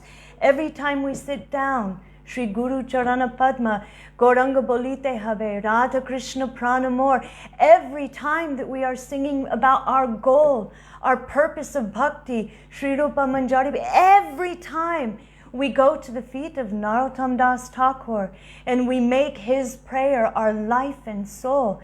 We make his prayer our aspiration before we will hear any Harikatha. We beg him to give us mercy so that we can actually have the mood of attaining that kind of loving service to Chaitanya Mahaprabhu. So I'm going to end here tonight, as it is already about 8:30. And we will continue tomorrow with the glorious pastimes of Srila Narottam Das Thakur. And maybe it's another holy day, I don't know. Gurudev said that we are in Narottam Parikrama. Yes, we are in Narottam Parivar. Gurudev said the kirtan that we sing today is still coming from his kirtan style, although they say much of it is kind of lost, but it stems from the Drupad style, which also stems from the gopis. They sing Drupad. So it's the oldest kind, but we'll discuss more about Narottam Das Thakur's kirtan and his style tomorrow, and also the K30 festival and so much. So today, on this most incredible day, the day of Srila Narottam Das Thakur's mercy, Vilas Manjari descended into this world to give mercy to all of us. I'm just praying on behalf of all of us that even one drop of that kirtan mood, of that Mahaprabhu's prem can enter our heart, so that we can also realize how to really, without turning to depression, have this mood of separation and pathos, and understand the difference between the two. There is always a kabe habe, when oh when, in the most astonishingly enthusiastic way. but not in a disappointed way, that I should give everything up. That when there is a hard time, that when I'm not feeling anything in bhakti, that my mood should cause a burning in my heart to rise and burn away all that pessimism and all of that horribleness that is just false ego, introverted. Burn it away and let the real me shine. And who is that? It is the Atma who is dying and begging to know who I am and how I am really to serve Radha and Krishna. And it is through the prayers of Narottam Das Thakur, Bhaktivinoda Thakur, and our Guru Varg that we get some scent of that. And if we can make his prayers our prayers, then we have every chance of being heard by Lord Gauranga. If this is his prema kirtan and his prem entering the heart of Narottam Das Thakur, then the words emanating from Narottam Das Thakur must be heard by Lord Gauranga, which means if we repeat them, there is every chance that the Lord will hear our prayer. Srila Bhakti Rakshak Sridhar Maharaj said, it may be that the Lord can turn away from us because we don't have any real love. Not turn away meaning I don't care, but he may not hear us.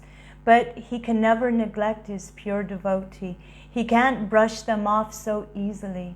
The moment they say something, the moment they desire something, Krishna rushes to serve them. So in that way we take shelter of his nearest and dearest. And when that was 100%, and so now you're in overtime. This refuge is everything for us. And that is sadhu sangha, sadhu sangha. And sangha means like when any rivers will come together and meet, it is called a sangam. They meet together and they flow in one stream toward the ocean. And that means that sangha means that I am going to enter into the moods, the teachings and the conceptions of our Guru Varg, headed by Narottam Parivar, going toward Śrī Rupa Goswāmī and our entire Guru Varg. So thank you so much for this beautiful evening and for allowing me to try to remember something. Please forgive me for any mistakes I made, for being a little bit scattered in mind. I know I'm a little foggy today, but I think things will be better tomorrow. And I offer my Dandavat Pranam to all Vaishnavas. Vancha kalpatarubhyascha kripa sindhubhya evacha patitanam pavanebhyo Vaishnavebhyo namo namah. You're gonna do? No, you do it. And I'll okay.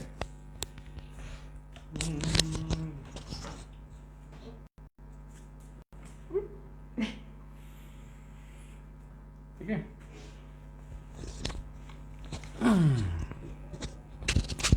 Sorry about that.